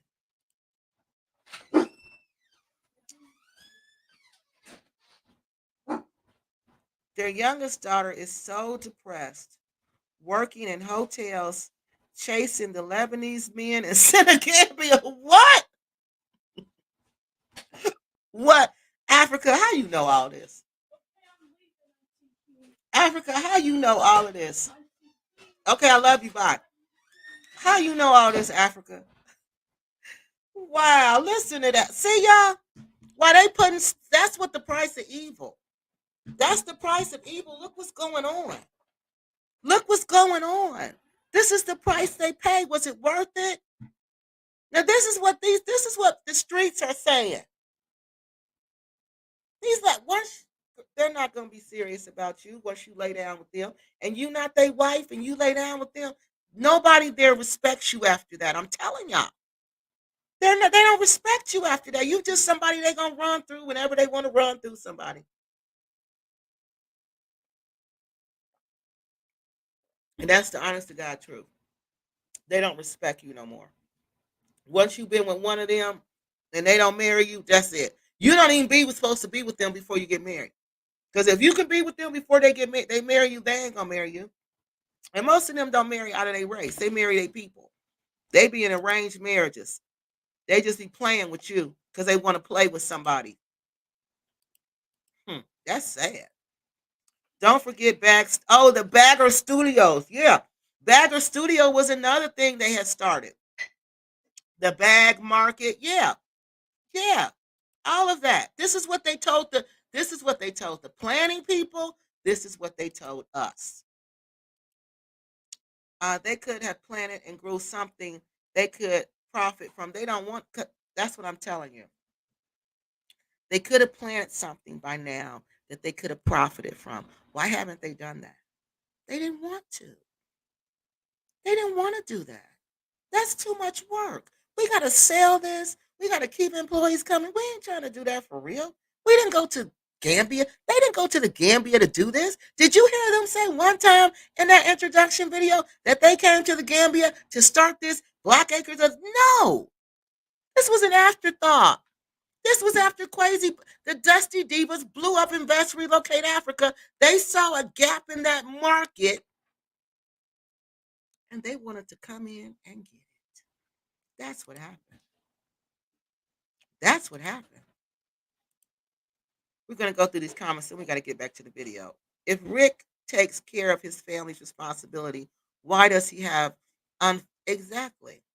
Why does he have unfulfilled child? Why? Exactly, because he doesn't. Wait till you see this next video, how he had his family living. He doesn't care about them. The kids running mad. See?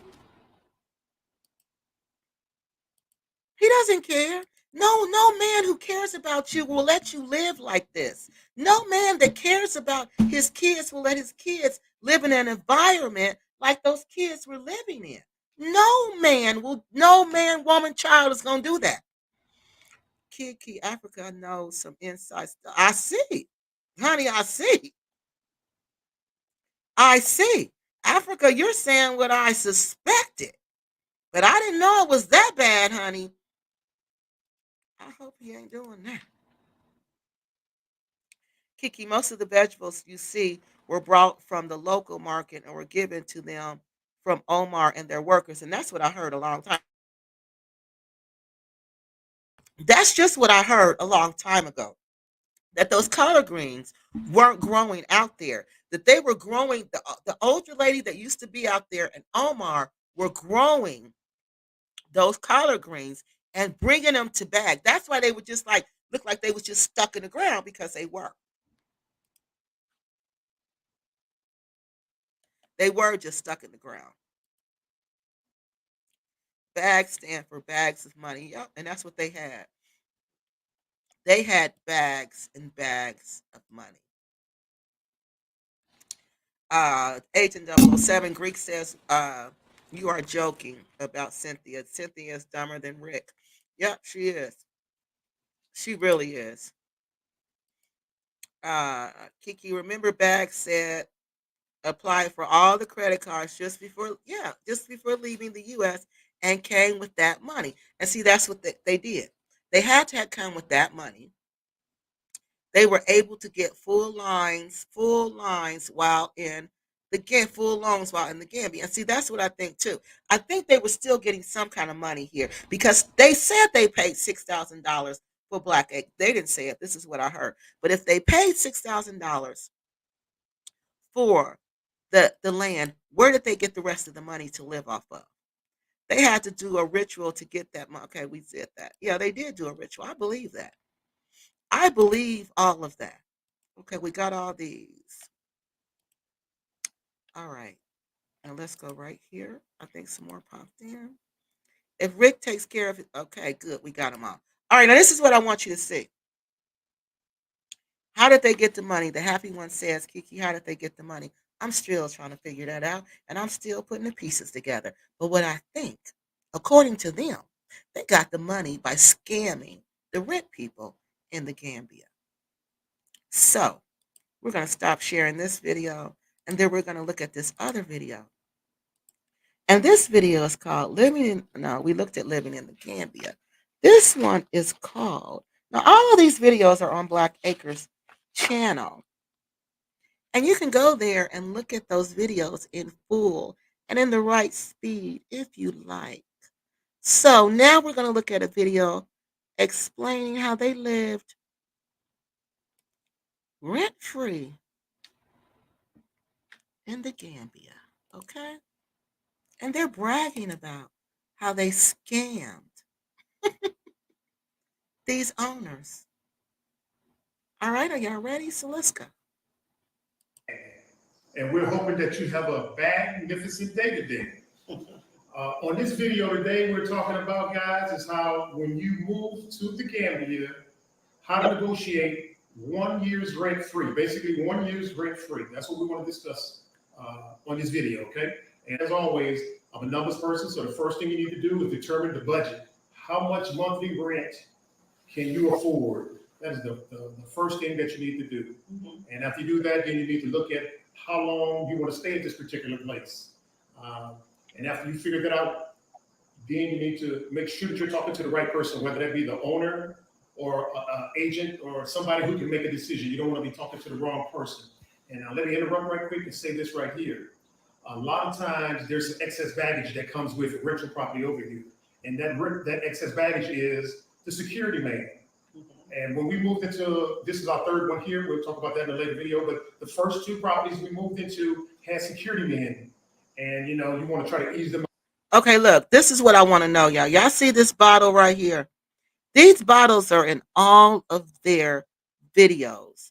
What is that? Is that like water? Like, do they put their water? Like, do they distill the water, like boil the water and put it in these type of bottles? Because they're drinking whatever this is in all of these videos. And look how Cynthia looks. I thought she was on PILLS. I thought she was on though, because people who take them, they look like that. Out and say, hey, I don't need security, and that's kind of problematic. So be cautious of that. That's one thing, and also you need to be cautious of if there are utility bills that are due. Yes. If there are utility bills that are due, they'll cut the utilities off, and it don't matter where you are. You could be in America, Spain, Jamaica. They will not turn them back. Look how she looking around. Look at her eyes, y'all. Y'all can't tell me that's normal. She keep doing that. Something is wrong. On until you pay that bill. Yes, because it's always a balance. Yes, always a balance. We got caught in a predicament like that. The person had moved and they left a balance. And balance. And we end up paying. And we were still in America, guys. We were still in America. Yeah, either you pay or they will turn it off. Right. Okay. So always check before. Now, see, that don't make no sense. They said the person left a balance and they was still in America and they had to pay.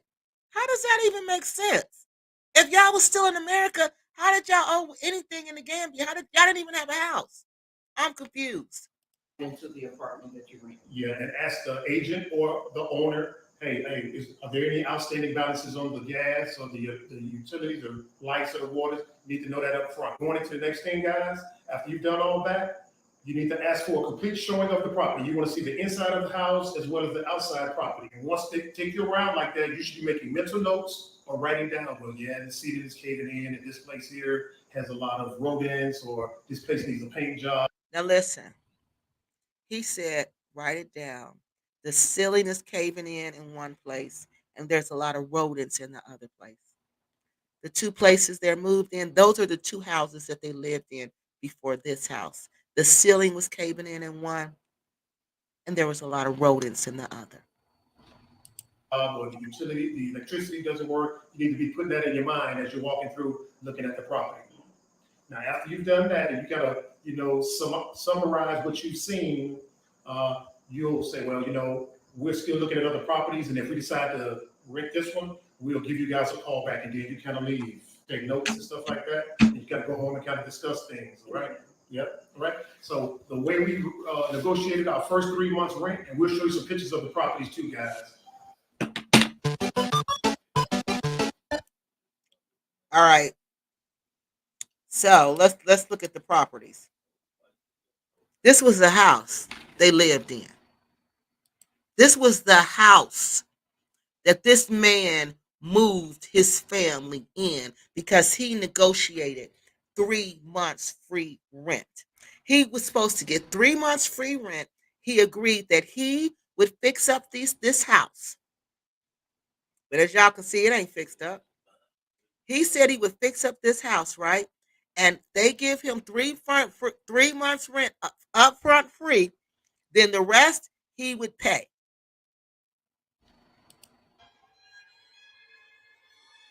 Look at the house.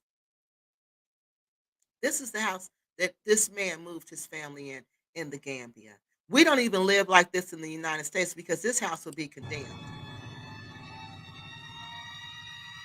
The second Now, I want y'all to look at this is Raheem. Doug. Look how big he was.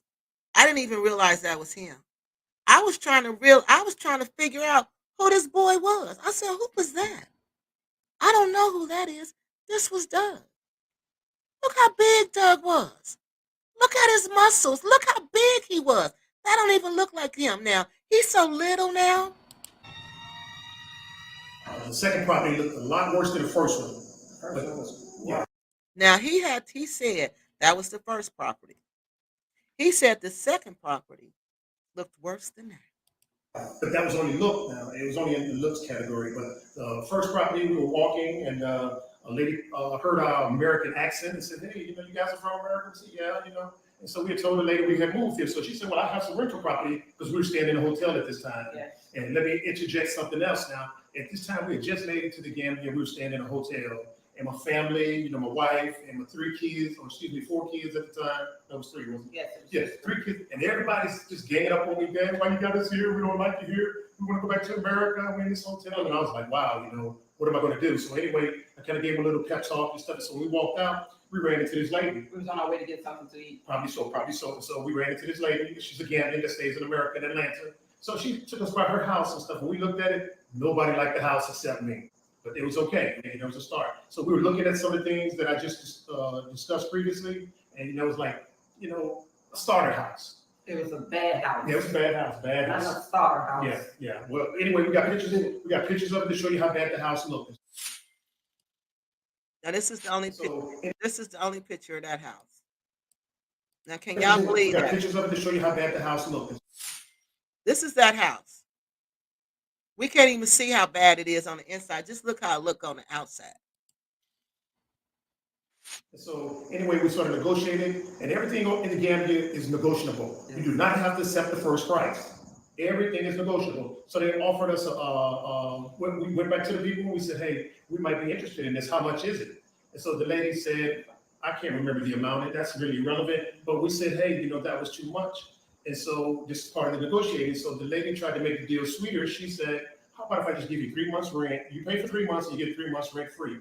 And at that time, I said, "I'll take it." That's how bad it was. That's how bad it was. But again, we showed pictures of it, guys. Look at her. I had a lot of rats in the house.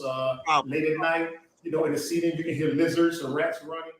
Look, you can hear lizards and rats running. And I remember this video. I remember this video when he was doing it.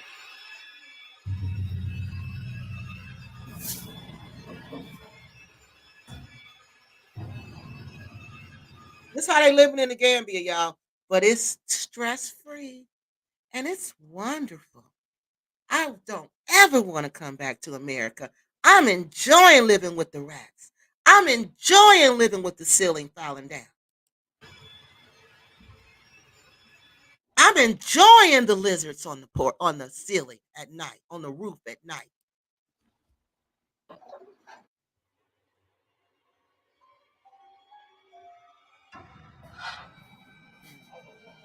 Oh, you gonna break your leg?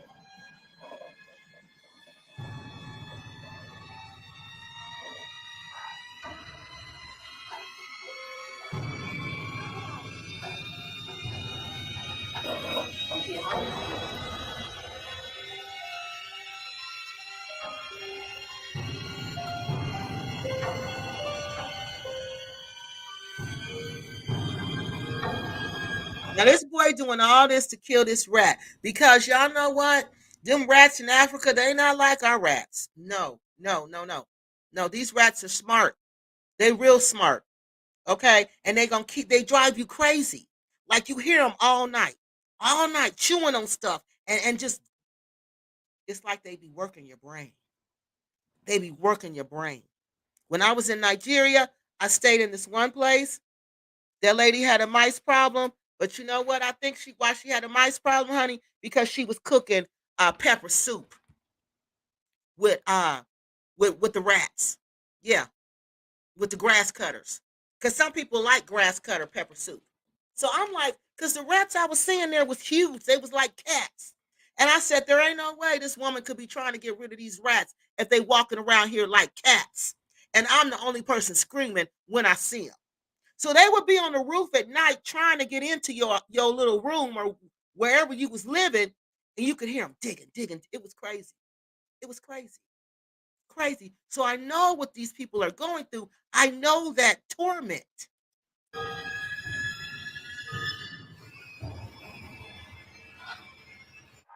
¿Qué onda, guapa? Tu clase 3 acaba de terminar. Y si no estuviste, tienes que ver. Yeah, that's torment.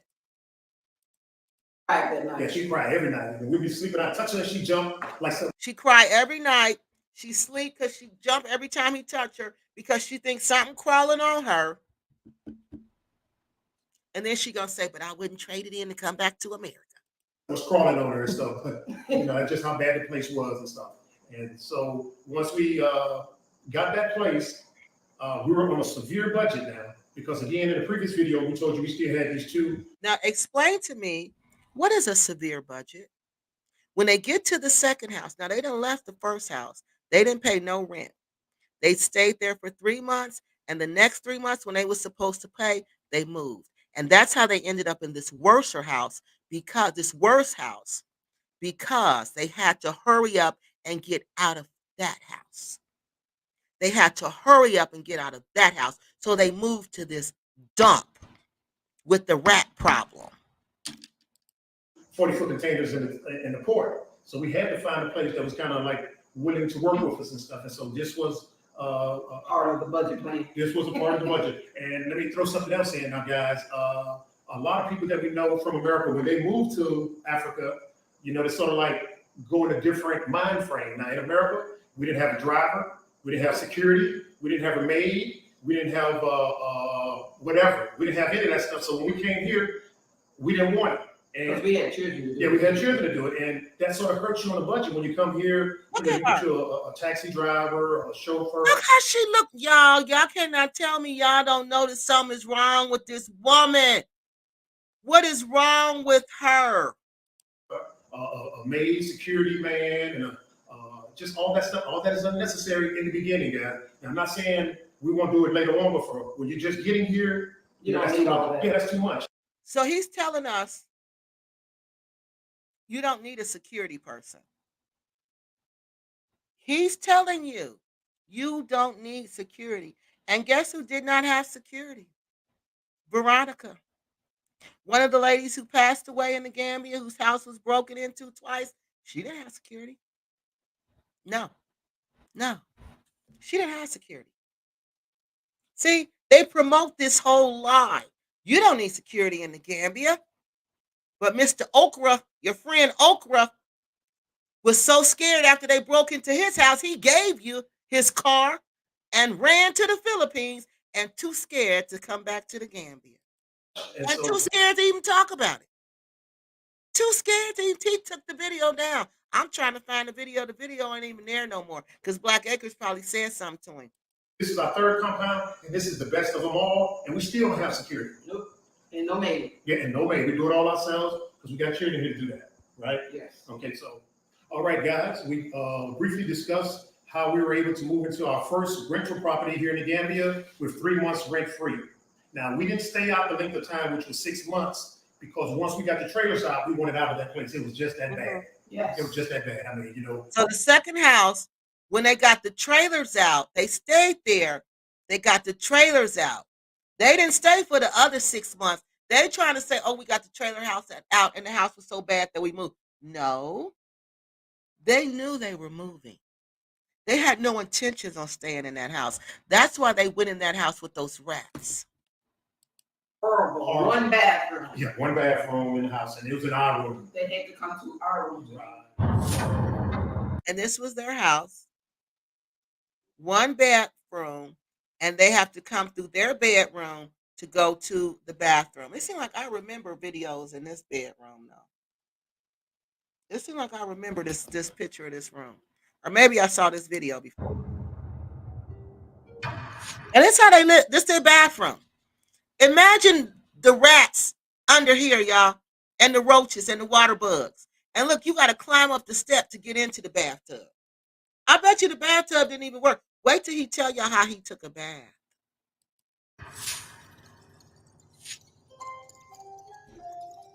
Look at the sink. What is the TV stand doing in the bathroom with the sink?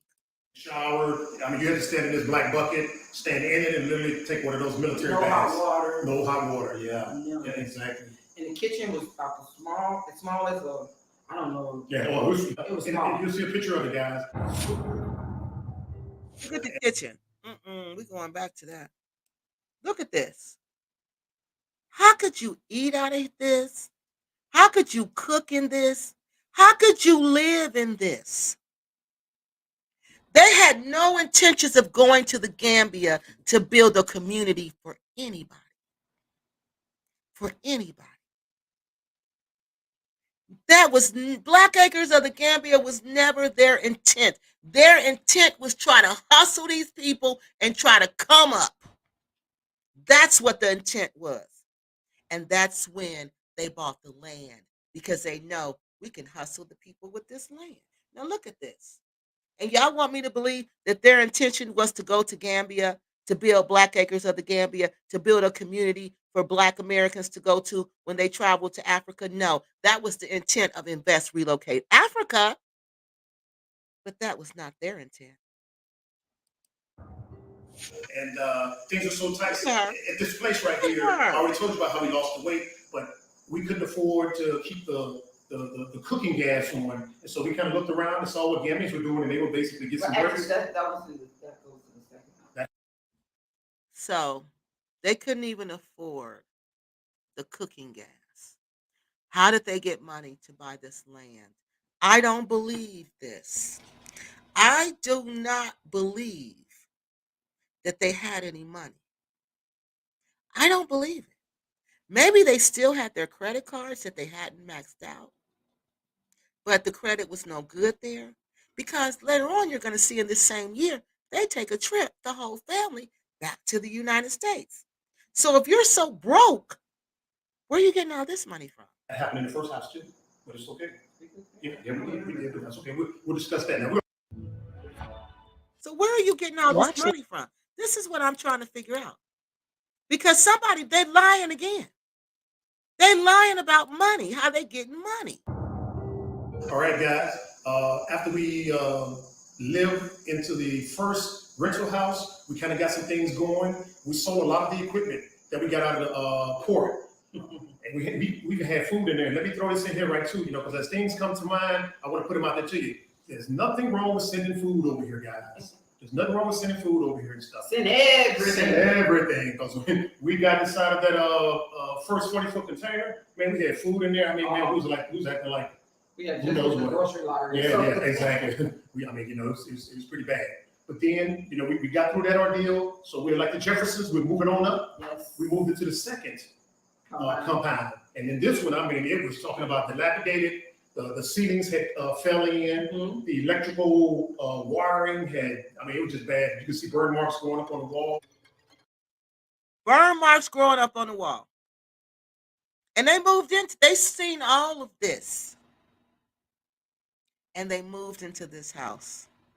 Because their intent was not to pay any rent. To live rent-free. But they didn't have money. Because, see, they had to pay for the hotel. So they were going to get kicked out the hotel. If you don't pay the rent at the hotel, you're going to get kicked out. So that's when they came up with the scheme. Let's say we're going to fix it up for 3 months.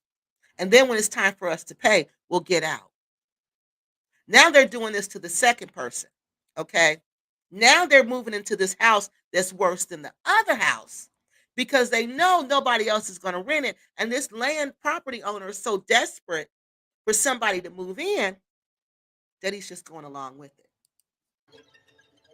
And I mean, just doors broken It and glass wasn't broken, finished, they hadn't finished, fixing the place, whatever. and we came in and redid it. Yeah, and this is how we negotiated 6 months free rent. Yes, We came in and we kind of looked at it, and I told you what you do. You come in, you make sure you got the owner or the operator, you kind of look around and see things, and you kind of write it down or take a mental note. And so we came in and we said, hey, we're finished yeah, with the repairs. yeah, there are a lot of repairs that need to be done. If you give us 6 months free rent, we'll go ahead and fix this up for you, and then we'll pay the remainder of the year, the other 6 months and stuff. So they agreed with it. Now, when you're getting these negotiations, agreement from the other side, make sure that's wrote in the lease. Because one thing we found over here is when you pull out that money, people change. I mean, that's just not here. That's every. On the second compound, we got another trailer out. So we had a van. The last one. Yeah, we got the van out and then a 16-foot trailer that we were talking about previously. And some things happened at the second compound that made us, kind of say, hey, man, is this right being over here? What we experienced at the second compound, guys, was a break-in. Yes. Was a break-in. Me and Sweet Mama sleep at night, and some guys had broke into the house because, the children had left the doors open. Yes. The children had left the doors open. That's why everything over here is basically gated. It's for a reason. Yes. So anyway, the children had left the door open, and the guy came in, and he had came up. Since I'm ex-military, I'm a light sleeper, and the guy had came on my side trying to grab this laptop. Yes. And so when I saw him, I jumped out of bed, grabbed the machete, and then he ran out. And so it was two of them. One got away. One got away, and the other ran to our daughter's room. He couldn't see how to get out. Yeah, he The couldn't light get was out. The light was out. And so we kind of got him, and we beat him up pretty good. We beat him up pretty good. We wanted to tar and feather him, but it's hard to find tar and feather that late at night. Yeah, he said the police wasn't going to do anything, Right. and we said no, we can't do that. Right. Stole the jack out of there and stuff. So that was pretty bad. Still won't take me back to America. Right. And needless to say, we didn't stay there the full 6 months. Now, see, she has a bottle. On this one, he has a bottle of whatever this stuff is, and he has a bottle, and they drink whatever this is a lot. So this robbery, them coming in the house trying to rob, that they did rob them because I think some of them got away. And when they caught one of them, they saying even the rats living in dilapidated housing, the roof falling in, it is still not enough to make them come back to America. We got out of that place too. Yes. And so we moved to the third compound, and we'll talk about that in the next video. But we got some pictures of the second compound and let you know what we went through and some of the repairs that we did. And guys, 3 and 6 is 9 months. I know I said 12 months, but we didn't stay long enough in those places to renew the lease. But it would have been a year. Yeah, it would have been a year now because we didn't like either place. I mean, considering where we came from in America, we didn't like either place. So as soon as we got that time in, man, we was jackrabbit. Soon as they paid, soon as their free time was up, they were gone. If you like the video, hit the like button. Soon as they paid that rent, soon as their time to pay for them to pay, they left. Now they got their in the meantime, they got their, what are those trailers out? Now the trailers had all their little stuff in it from home. Okay? And now they're going to sell this stuff. They're selling this stuff from home. That's where they're getting this money from. But I don't care. They did not sell $6,000. They did not have $6,000 worth of stuff. They didn't. So where they got this money from to buy Black Acres, I don't know. Unless they made payments. Maybe they made the people payments. Yeah, they make Americans look manipulative. That's why I had to say something. Because people who don't know Americans, they will think we're all like them. Container boxes, yeah. Yeah, the containers. And he was selling them. They were selling their stuff. Edra says they're scammers. Yeah, they are. And we can just see it so clearly now. They just scammed us. And then had the nerve to tell us how to scam the people. Can you believe that? Had the nerve to tell us how to scam the people in the Gambia. Kiki, the credit card companies will only allow the cash advance amounts and not the full credit card lines. Right. So we don't know. We don't know what they did. We don't know exactly because you can't get the whole thing on the credit card in cash. This is it Burley says? Okay. Um Crypto says me too. So that was a scam to live rent free. Now you want me to believe that somebody who's planning on, let me get my pen, y'all dropped it. So somebody who's planning on scamming and living rent free in the Gambia, they're gonna develop a whole community for us to live in. No, no. That was a scam to get money, people. That was no people who do like this, you scam the rent to you scam for your rent. And now you want us to believe they're building a whole community for us to live in. They never had any intentions on doing that, I'm telling you. And we live in the illusion. I'll happily stay in the illusion, G says. Yes. Yes, this is all a lie. This was all a plan just to get money. Their intentions, but let me tell y'all this. Black Acres of the Gambia, its intentions is to make money. That's their intent. That's what they're doing. That's why they're in Africa, to make money. Rick told you in the last video I played for you, he was there for economic opportunities. He wanted to make money. He's not there for that Pan-African lie he said. He's not there for that Marcus Garvey double speak, that double talk that he said. He's not there about no global Africa. He's not there about none of that. He's not. He's there to make money.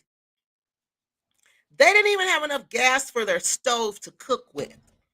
That's what they just told us. We didn't even have enough money for the gas with our stove. But you want us to believe they went there to start Black Acres of the Gambia, to start a community for Black people? No.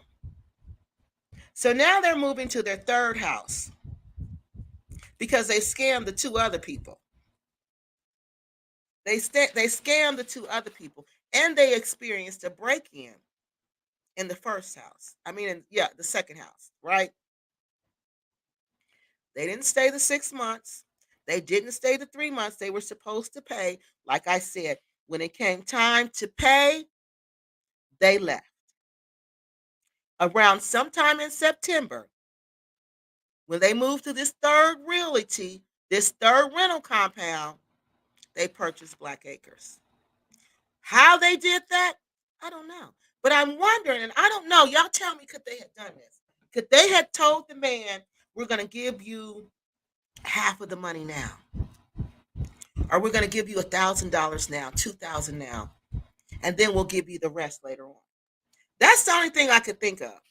That is the only thing I could think of. And then that's why they went on this mission to get this money. That's the only thing I can think of. The land was a lot less. The boy sold it to them. The boy went behind his family back, and it was devastated. Bag took and ran off, I believe. Oh, so she said it was 3,000. I believe so. I thought it was 3,000, but then I thought for the other half he paid something else. But I had heard at first it was around 3,000. So if it was 3,000, they could have done that. They could have done it with 3,000 now. Excuse me. They could have had 3,000 because remember when the stuff came in, they sold the stuff. They weren't paying any rent, so they could have done it with 3,000. They probably did have the 3,000. They moved to Gambia to escape the debts, but they got debts in Africa. You got to pay to live wherever you go, people. You can't live for free nowhere, even though they tried to. So the boy sold it for a lot less than 6,000. The boy sold because it was a young boy, I guess. He sold it to him for $3,000. Because to him, $3,000 is a lot of money. Rick was a military man. He has a pension because I think no, he did not. No, he did not. Crypto Walt. We just showed the video. We showed the video. Rick was in the military for 8 years. from 1990 to 1998. He loves when you all give him that much time in there. No, he was only in there for 8 years, and then something happened. I don't know what happened after that. So we got all the videos. I mean, we got all the comments, y'all. Yeah. All right, now we're going to see how did they purchase Black Acres. The land is leased, and they don't. No, they don't own anything. That land is leased. That land is leased. But they keep telling that lie. They feel like, oh, we're going to own it until we're going to lease it until we pass away. So we might as well say we're owning it. But they're on here talking about we're giving it to our grandkids. We're leaving stuff with our grand. No, you're not leaving none of that land. As soon as you're gone, the deal is over. They moved. Okay, so we got all the comments. So now let me set you up for this next one. So in this next video, this is when things get really wild. This is when things get really wild. So the land gets purchased somewhere around September, okay, 2019. We don't know for sure because they secretly don't tell us. I don't know why they don't tell us. That's how you know this was sneaky and underhanded. Okay, so this was probably him. I don't know how he even came up. I don't even know how he even came up with this. Okay, so we're going to look at this next one. And this is when he tells us how he purchased Black Acres. And like I told you, this is not their intent to be a landowner. This was not their intent. They may be to be a landowner, but not to build a community for us. They did not go there to do anything that they say that they're doing now. They didn't, that was not their intentions at all. Not at all. Like I said, when they blew up Invest Relocate Africa, they saw those weasels saw it was their opportunity to weasel their way in there and try to make some money. That's what they did. So let's look at this other video where they're going to tell us about the third compound and how they purchased Black Acres. Yep, the third compound and how they purchased Black Acres. What we want to talk to you today about is after you've made it in the country safely and negotiated some rent-free and a couple other properties, what we did is we moved into our third property, which we're filming this video in now. And we've been staying here for about, what, 2 years? Yes, 2 years. Okay, and the total time will be Right. 3 years and stuff. Now, while we're staying here, guys, we have purchased BAG, which we call Black Acres of the Gambia, BAG for short. Okay, now this was in September. Here we go with the bottles again. Can somebody please tell me what is these bottles and why is she on here with her nightgown? That's what I want to know. What is this bottle and why is she on here with this nightgown on? So let me give y'all a quick summary of what's going to happen in this video. These are some points I want to point out and I want you guys to pay close attention to. All right. So what we're going to see in this video is that Cynthia and Rick purchased BAG around September of 2019. So they've had this land for 5 years. So like I said, if you truly intended to do something with this land, you would have done it. It wouldn't be 5 years and there's still no fence. Something as basic as a fence. All right. So that was 5 years ago. They had a break-in. In this video, they had another break-in at the house. This third house that they're living at now. They had another break-in. Now, what I want you to pay attention to is how Rick implies that we should bring pow-pows with us when we go to the Gambia. How we should sneak these pow-pows in when we go to the Gambia. My mind was truly blown when I saw him do this and when I saw him say this stuff. Because This shows how little respect he has for the Gambia and for the Gambia law. You cannot have a pow pow over there unless it's the type of pow pow that you go hunting with. That's the only type of pow pow you can have. He wasn't talking about that type of pow pow, people. And he's telling us that this is what we must do to be safe in the Gambia. And this video has been on YouTube for 5 years. He went back to the United States in 2019, which tells me that they had money. Where did they get this money from, people? Where? So they obviously had some money and they lied to us again. Because when they went back to the United States, they went and got their other 2 children. So you bought more tickets. So, like I said, they lied to us about the amount of money that they had. And why would they do that? Why would they do that? We're also going to see how he talks about he bought the pit bulls there, and he brought the pit bulls there for protection, but also to make money. Has been purchased. So this is what we're going to see in this video. I don't know how they got this money. I'm still trying to figure it out. Hopefully by next week I'll have it figured out. This is Black Acres.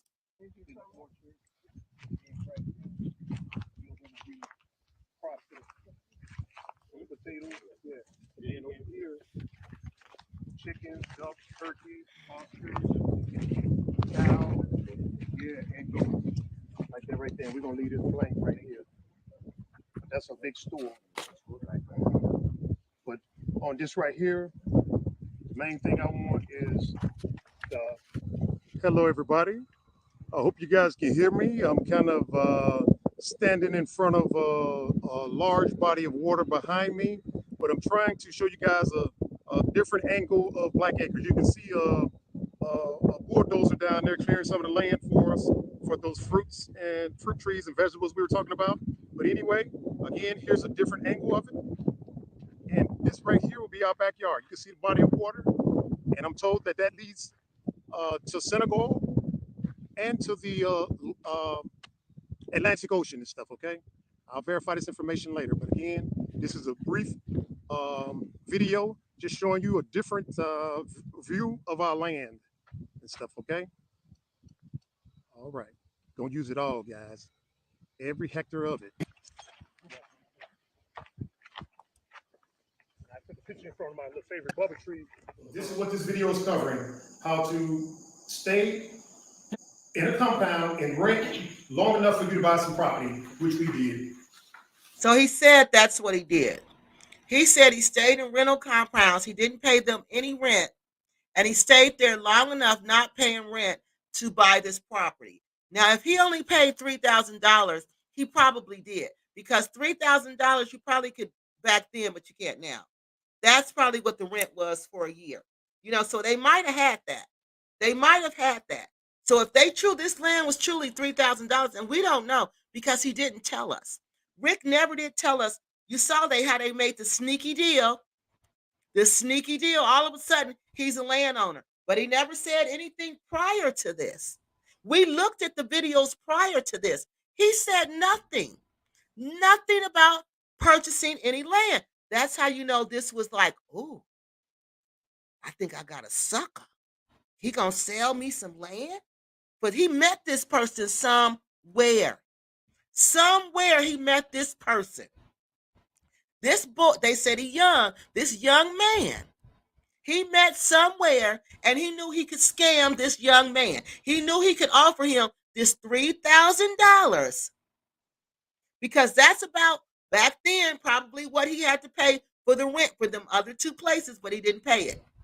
So he probably did have the $3,000 because I was told several times he paid really cheap money for this land because the person did not know what they were doing. All right, guys. But also I was said because the land was no good, that this person also knew that they could not get anything built on this land. Now, something else I want y'all to pay attention to in this video. Is this the video? No, this isn't the one. Okay, let's keep going. Again, this is the third rental property that we've rented, and the next one will be in Black Acres, Bay. I don't know if somebody has our number over here or what, but during the time that we stayed here, we had another break-in. Yes, we did. They broke the bars. Yeah, they broke the bars, and you saw him this time. I saw him in the second compound. She saw him in the third. What happened? I got up to use it one day and I saw the light. And I guess once he knew that I was up, he ran. They didn't take anything this time. Right. So that was kind of scary for the family, guys. So with my protection, I basically ran around the compound. See, his protection. He ran around the compound. I can't believe he did that. And watch her zero in on it. Just make sure it was clear. And it was clear, so, everything didn't escalate. Y'all believe he did that? I can't. I can't believe that. I can't believe the Gambian officials are still letting him stay there after that. Look at this. Third compound. The second break, I basically ran around the compound, just making sure it was clear. And it was clear, so, everything didn't escalate. Look at this. That was the third compound. The second break-in the Gambia in, what, 3 years? Yes, In 3 years. we think it was someone who used to stay here. Yeah, that's what we think, yeah. But anyway, we got the place fixed back up and stuff. So it's okay. Oh, I think it was someone. See how she tried to play it down? I always try to minimize it. Oh, it's no big deal. It was somebody who used to stay here. Business as usual, and got a chance to spread out the plants and stuff. You'll see them in a future video. And one thing that we did was we started to watch ourselves a little bit more carefully and make sure we didn't leave doors open and we turn lights on. Somehow we kind of got like lazy and didn't quite do everything we were supposed to, but this right here kind of puts you on notice, hey, be more cautious and careful. And I think it was because we were new. Yeah, we were new. Now everybody knows. Yeah, everybody knows us, but let's go ahead and address this right now. When you're coming from America, everybody thinks you have money. Yes. They Now, think you're rich. They think you're rich. Now, if you're just barely making it, like we think that we are, maybe a little bit above that, they think that is rich. And we're like, no, guys, that's nowhere near rich. That's nowhere near rich. But anyway, you just want to be cautious of that and stuff, All right, guys. Now, while we were staying here in this third compound, it's a beautiful place. How big is it? Woo, I don't know. It's about what? 5 bedrooms? At least 5 bedrooms. How many I bathrooms? think it's like 9 bathrooms. 9 bathrooms? That many? Counting the. I'll take your word for it. It's such a beautiful place that they never showed it to us. I think it was just as raggedy as the other places, but not as raggedy. There never lived any place nice. He moved this woman into a shack. That house out at Black Acres was nothing but a shell. They didn't even have windows when they moved in there. And they moved in there during the rainy season. That's why she was on there begging for y'all to donate mosquito nets, because she was getting ate up every night by the mosquitoes. 9 bathrooms. Wow, that is awesome. And a jacuzzi bath in the master suite. Three kitchens. Yeah, 3 kitchens, yeah. But only one that has a cooker in it. Right. There's 2 sinks and everything. Right. But it's pretty big. No, it's huge. We got pictures of it now. And she even bought me a hammock on the roof. Let's move on with our story, okay? In the process of staying here at this third compound, we decided to go back to America and pick up the remainder of our stuff that was in storage. So that lets you know he had money. Stuff was still in storage. They had to pay the monthly storage fee. He had to buy tickets to go back to America. Even if they had round tickets from the first time, they still needed another set of tickets to come back. They had to have more money than what they told us. So they lied about that. Awesome. And pick back up an additional daughter. So, and let me say now one thing too. Now, when you're going through the transition period of moving from one place to another, life doesn't stop. No, not I mean, at all. you still have your challenges.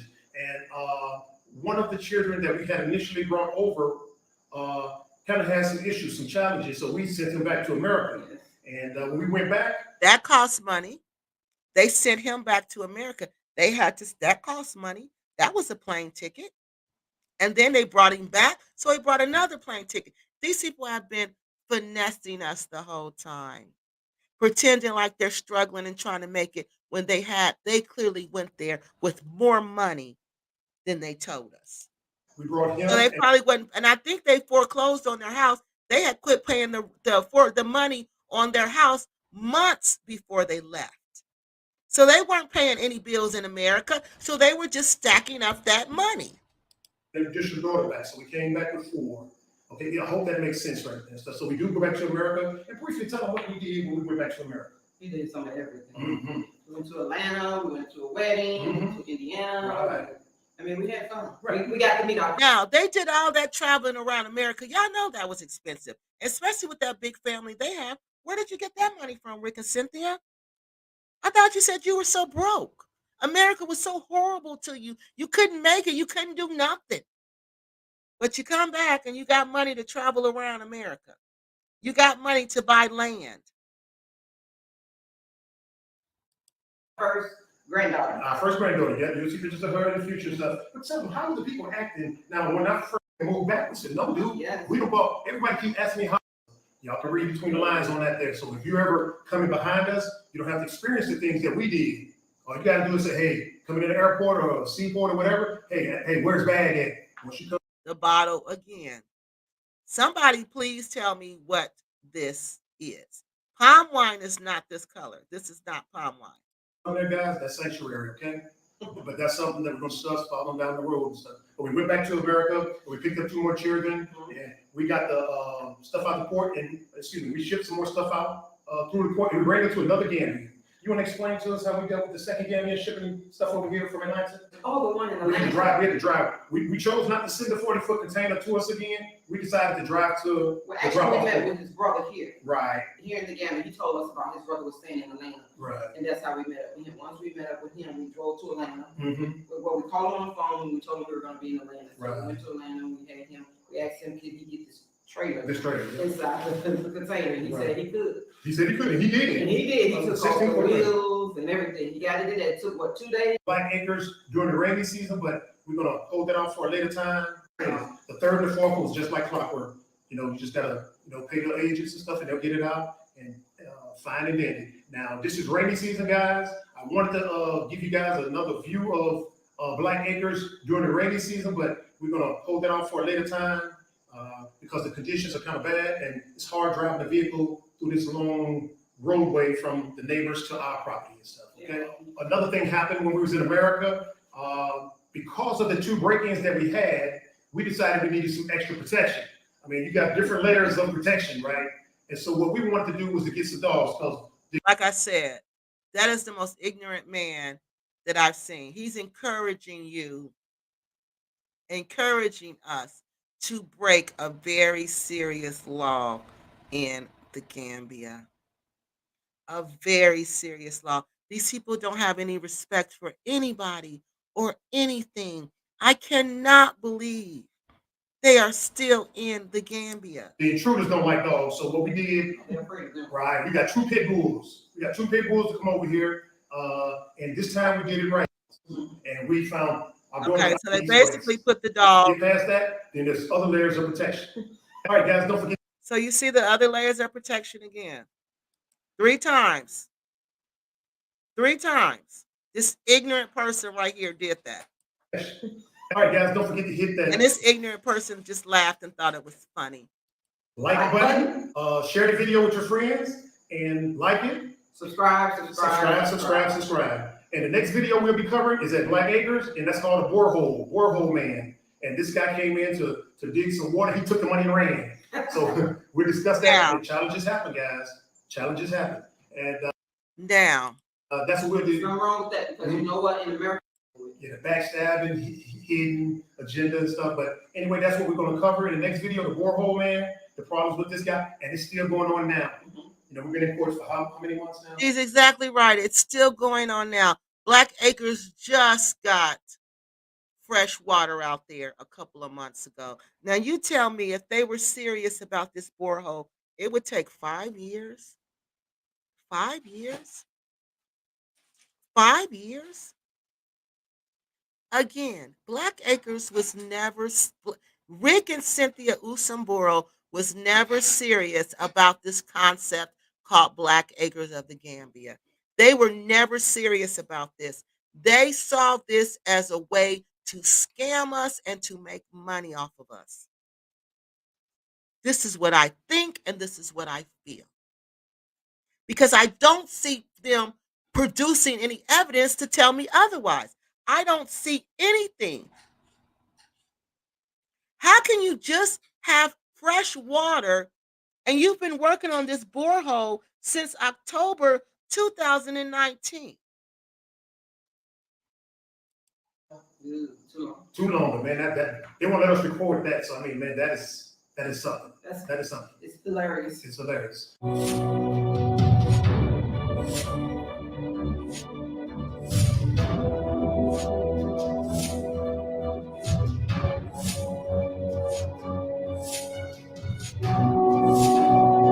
is that? I can't believe they even showed us that.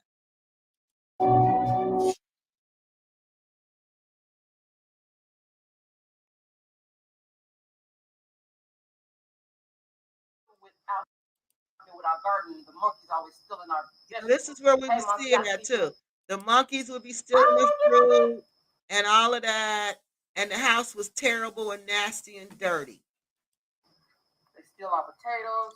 Yeah, so Yeah, let me get your comments on that was here. bad, y'all. And then we're going to see the borehole.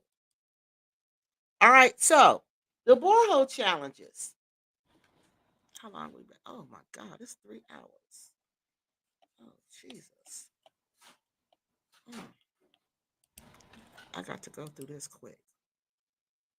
Wonderful says, good evening. That's probably the same kind of liquor that acts tipsy cause she's never that cheerful. I don't know what that is, but they always drinking it. Rick act like he's on the spectrum. People keep saying that. You're the second person who told me. Kiyomi, stop. You're the second person who told me that. Second or third person. He really doesn't want her to say much. No, because what she says is just doesn't make sense. Wow, was that the son that they sent back to America, James? They never told the name, but I believe it was. I think it was. They never told us his name. Poverty. No, greed. They're greedy. Poor Kiki and Raheem. Yeah, yeah, I feel sorry for both of them, honey. And James. I feel sorry for all three of them. All three of them. And if Raheem is really on what they say he on, oh Lord Jesus. 600 a month. What is 600 a month? What did I miss? Yeah, this is bad. My buddy was in the military for 8 years. He has a retirement, but cannot access it till his retirement age. But he does currently get military disability. Rick might get the same. My buddy is 30% at $600. What are you gonna do with $600 a month? Wow. Well, and if he gets $600 a month, the state of Tennessee take that. If he get anything, the state of Tennessee take it because he owed them for child support. Are they living off the? No, they can't be. YouTube is only $300. No, they're living off those donations. No, and they just won a lawsuit. See, the donations are drying up, so they sued again. Rick is a clown. Yes, they sued somebody again for the security shack. Okay, a few of their own kids didn't want to go back. A few of their own kids didn't want to go to America, to Africa. They knew what they was in for. Kid, yeah, because they know he didn't take care of them in the United States. They knew daggone well he wasn't going to take care of them in Africa, and he didn't. He's not. Rick does not get. No, he does not get a pension. I'm telling y'all. I think he was dishonorable discharge. He does not get a pension because the fact that he could not get a job. One gets a pension after 20 years of service in the military. So I'm not sure if after he did not have 10 years. It was only 8, pastry shack. But surely, right, not after 8. Thank you. And it was just abrupt. They just said he got out after 8. Why? Why did he get out? You might get a pension after 10 years, but I'm sure I know okay. All right. So we said all that. Okay. Let's see what this one is. In one of their earlier videos, Rick said he did not retire. Yeah, he didn't. He didn't. We just heard him say they got out. He was in there for 8 years, then he got out. Then they started Amway, and then they started the other job, the cleaning service. Okay, so they're saying he might get a pension. All right, y'all. So what we're going to look at now, if it's lease, they probably making payments. They just put money down. Maybe that's what they did because I can't believe that I don't know how they came up with this money. You don't get pension from serving 8 years. Pension comes, hey, Johanna, after 20 years of honorable service. Yes, period. Yeah, it's got to be honorable service. And I don't think he got honorable service. The land is leased. They don't own, no, they don't own squat. They don't. So that's a whole lie they telling. They moved to Gambia to, yep, okay, we got them all. Let's go back down here, y'all. Okay, y'all, I got to go fast now. I'm so sorry I have y'all on here this long. Did the daughter that married the white man return to America? She never came. That's not Nadia. Nadia is not the one. The one who married the other, as they call them, she never went there. It was the oldest one. I believe that. I don't know that I'm not going to say what I'm not going to say. Scratch that. James always seemed like he was autistic. Um, Rick's act. Okay, so we got that. Now we want to look at this last thing, the borehole. Okay, so we're going to go through 2019 this week, y'all. Okay, and then we're going to go 2020 next week. Okay, we're going to finish this up real quick. So the borehole, and this is what I'm telling you. Okay, this borehole, they paid these people. Let me pull the video up here. I don't think I'm gonna show it because I want us to hurry up and get off of here. So this borehole was 2019. That's the first thing you do when you get and after you get the fence, which is the major thing, that's your security. Then you want to get where you can drink water. You can have clean access to clean drinking water, right? So why wouldn't Black Acres, if they were serious about, if they were serious about, if they were serious about this community they were building, why wouldn't they have pure drinking water? Why wouldn't they have a borehole that works? Why wouldn't they have water supply? It is 5 years, people. September of this year will be 5 years. Why are they just now getting a borehole with drinking? What they can drink the water? Why? Because I told you they were never serious about this. They only got serious about it when they needed a place to stay. When they realized if we really built this house, we won't have to pay any rent. We can live out there rent free. And we can continue to play these games and collect this money. So, the fence, they didn't build the fence. By October 2019, they haven't built no fence. So, they had to sue this man. They got into a scam with this man who was supposed to build the borehole, which was somebody's cousin. So, they paid this man $2,500 to build the borehole. The man took 6 months. Now, by 6 months, you still don't have a borehole. You should know something is wrong, right, people? Well, no. Black Acres didn't know anything was wrong. For 6 months, they had no borehole, and they're going back and forth with this man. Why are you doing that? Because you had no intentions on building Black Acres of the Gambia. You had no intentions of building the community, Rick and Cynthia, that you told us you were going to build. That's why you didn't care that there was no borehole out there. That's why you're laughing in this video when you're talking about the man scamming us. My wife, Cynthia, welcome to. we should already know how to do that by now, but just challenges happen, right? All right, guys, let's get right into it. We met when you're first coming to the country, you really don't know anybody, and there's no yellow pages or blue book or any reference material to try to find the contractor. So you're at the mercy of asking somebody else, hey, who do you know that did boreholes? And this is what we did, right, Sam? Yes, we met a friend and he introduced us to one of his cousins' See? mother, and that's how we met a friend, and the friend introduced Right. us to He one was of the a relative. cousins. yes. And so the guy, now, when he was getting our money, the guy spoke perfect English. Yes, he actually met us at a place.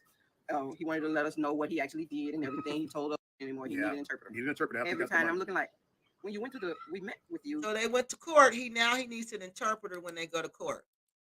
I think they are. I think they are too, guys. We're not going to make it easy on you. You need to find out what $250,000 is. Yes. That's what the guy did. And he was doing the job in segments. And we got some videos and pictures of it at the end of this video.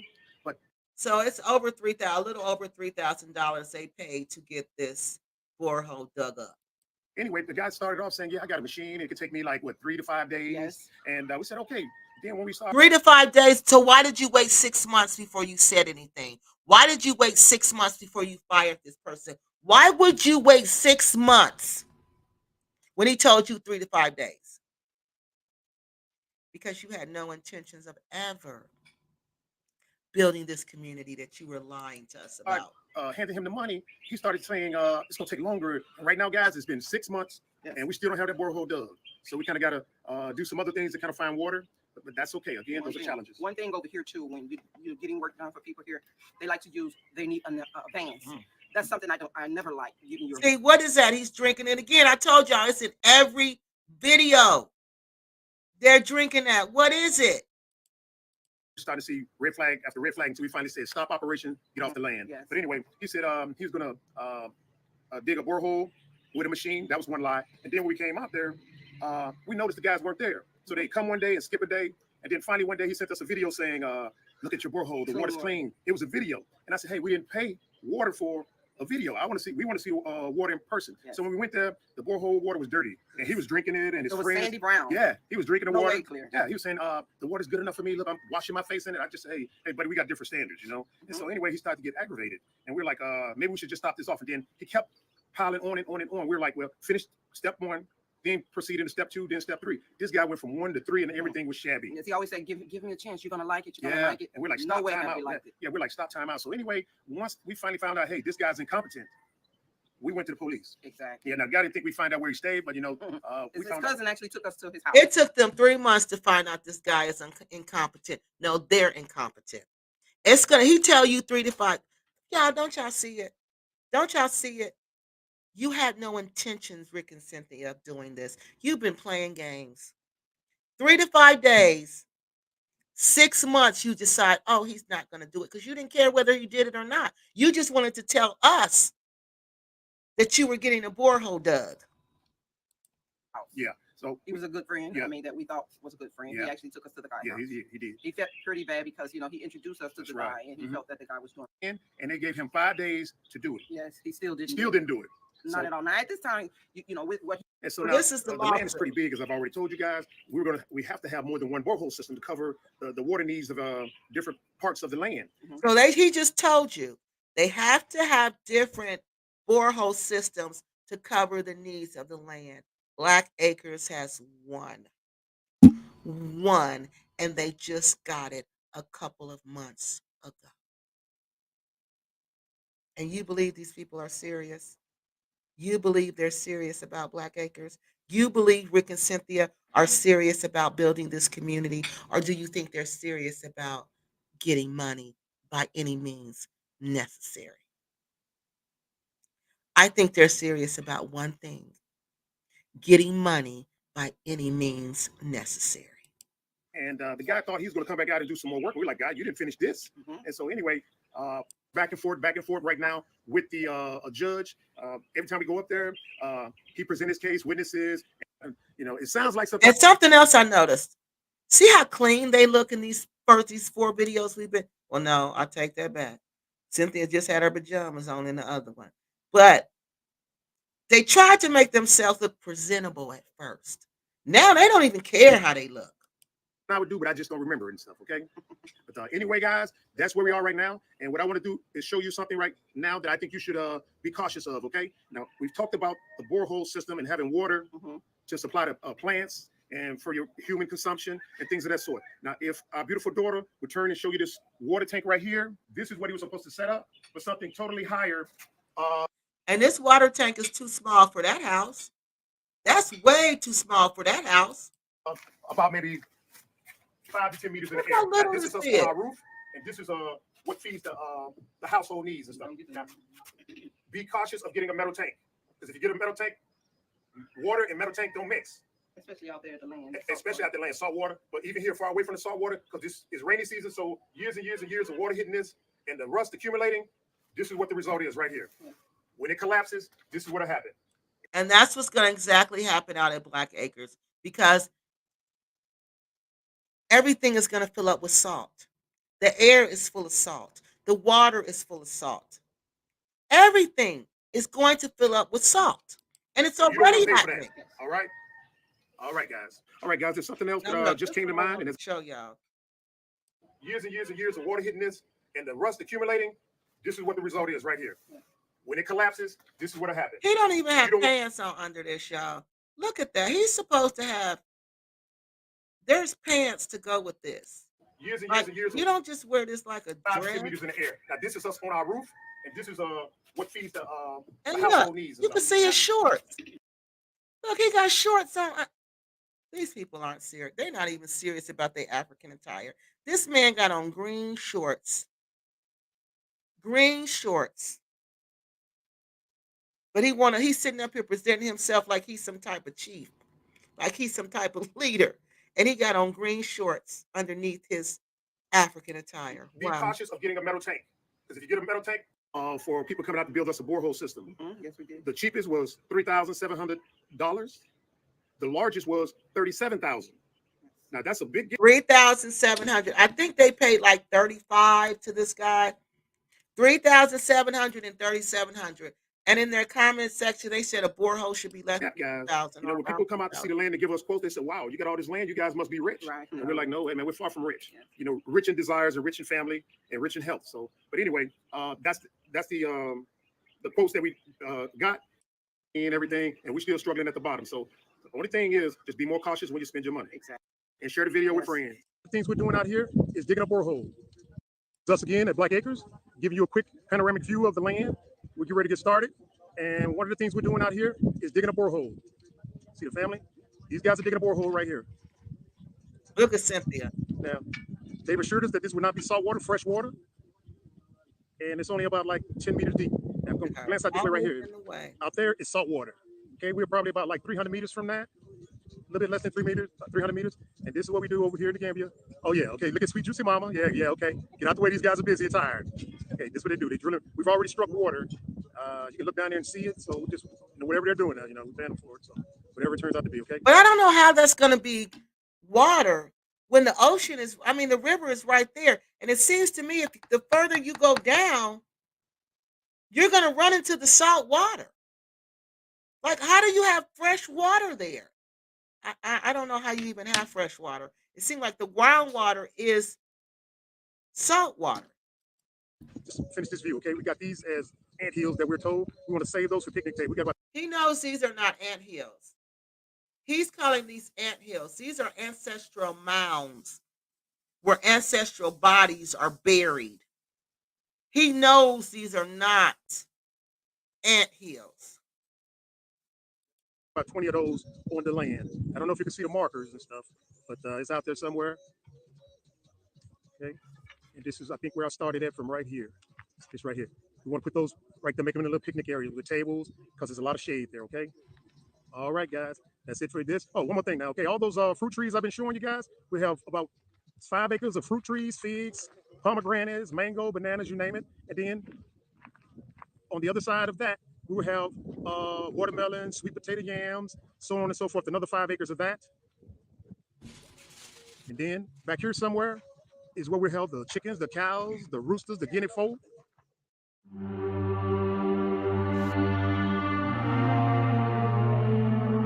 Now look at the stuff that's rusting already.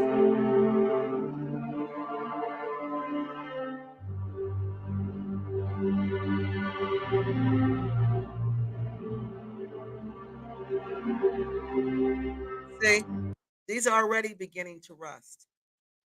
Already. So just imagine 5 years. Can you imagine how much rust is out there now? How much stuff look like this? What about them beams and them frames inside that house? What about the metal? What about the cement blocks that's absorbing the salt and the water?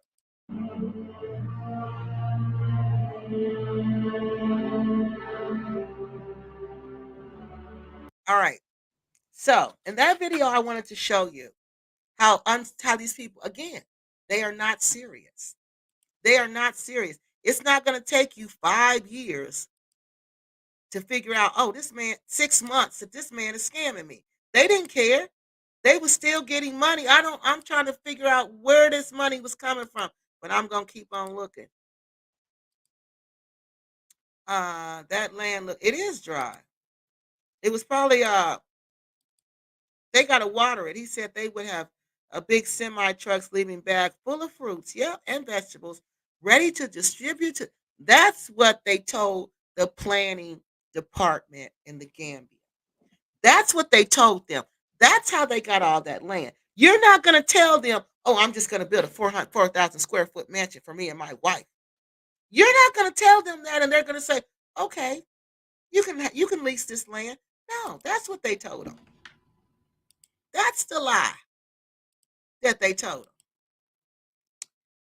Is it just me, Kiki, or do they show, or do the show always seem like they are? No, they blame other people. They never have any accountability. They never take accountability for their actions. They Africans are now 100%. They have yeah, they got low standards, honey. They had low standards before they went there. That's why they knew they could make it, because they knew they could live any kind of way. I really don't know what language she speaks. I find it difficult to understand what she says. Honey, she don't speak no language. She figured it out on her own. She didn't go to school. That's what happened when you don't go to school. You don't learn how to use the King's English. They don't know the King's English. No, not at all. Very sad for people that invest. Very sad. That's what I'm telling you. You're not going to get no return on this investment, honey. This is it. They ate and drank and lived lavishly off of that money. He has to be an alcoholic. What do y'all think was in that bottle, though? Those bottles that they're always drinking. Rick, what's in that bottle? Rick is the wily coyote of Black You too.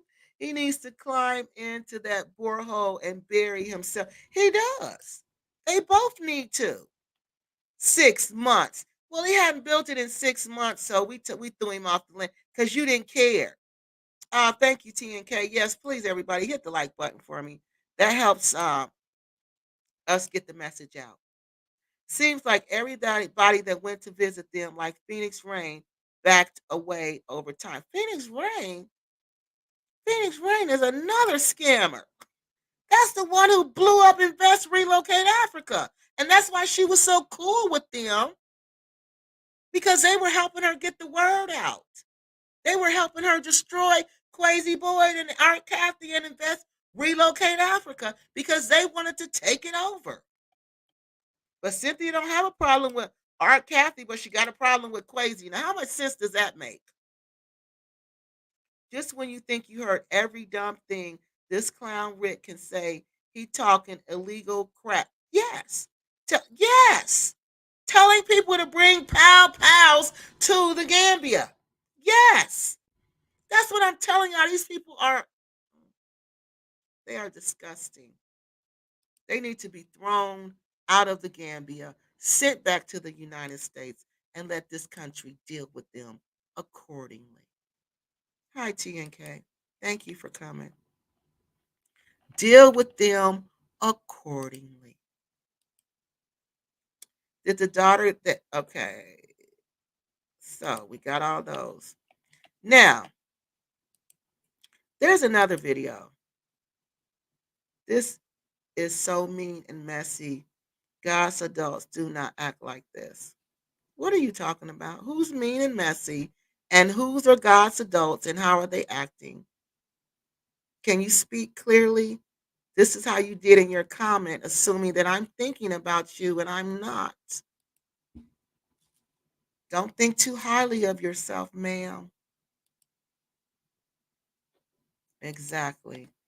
All right. So now what I want you to show you, then we're going to get up off of here. We're almost done, I promise. I didn't know it was going to take this long, y'all. I swear I didn't. All right. So what we're going to do now we're going to look at this. The land has been purchased. The YouTube channel was started at the same time of the purchase, around that same time. So they knew they were going to use this YouTube channel to make money because they had bought it to Rick twice before. Before they bought the land, Rick didn't want to do it, right? He was like, no, he didn't want to do it. But when he realized he could make money from YouTube, then he agrees to do the YouTube channel, okay? So the YouTube channel, according to Rick from Black Acres of the Gambia, on their video why they created their YouTube channel, he created the YouTube channel to help sustain the family. Thus, you see all the begging and all the donating over 300 times as stated over their channel because the channel was made to sustain the family, not to build Black Acres of the Gambia, not to build the community, not to sustain the community, not to make us aware of the community. The YouTube channel was created to sustain the family.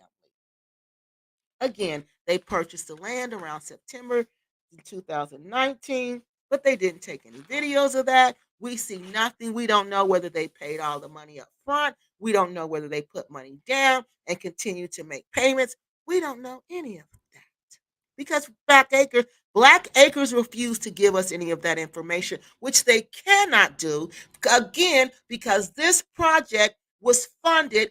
Let me take this down so you can see me.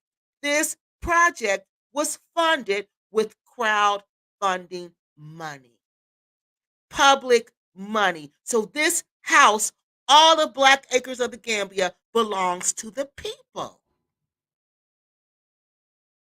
The people, they will not even let you stay out there. They told us we could come out there anytime we wanted to and stay there, remember? So, this is another way I know that they are not serious about this initiative, this Black Acres of the Gambia initiative.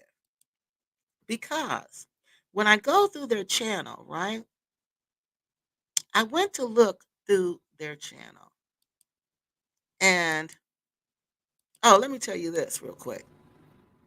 Let me show you this.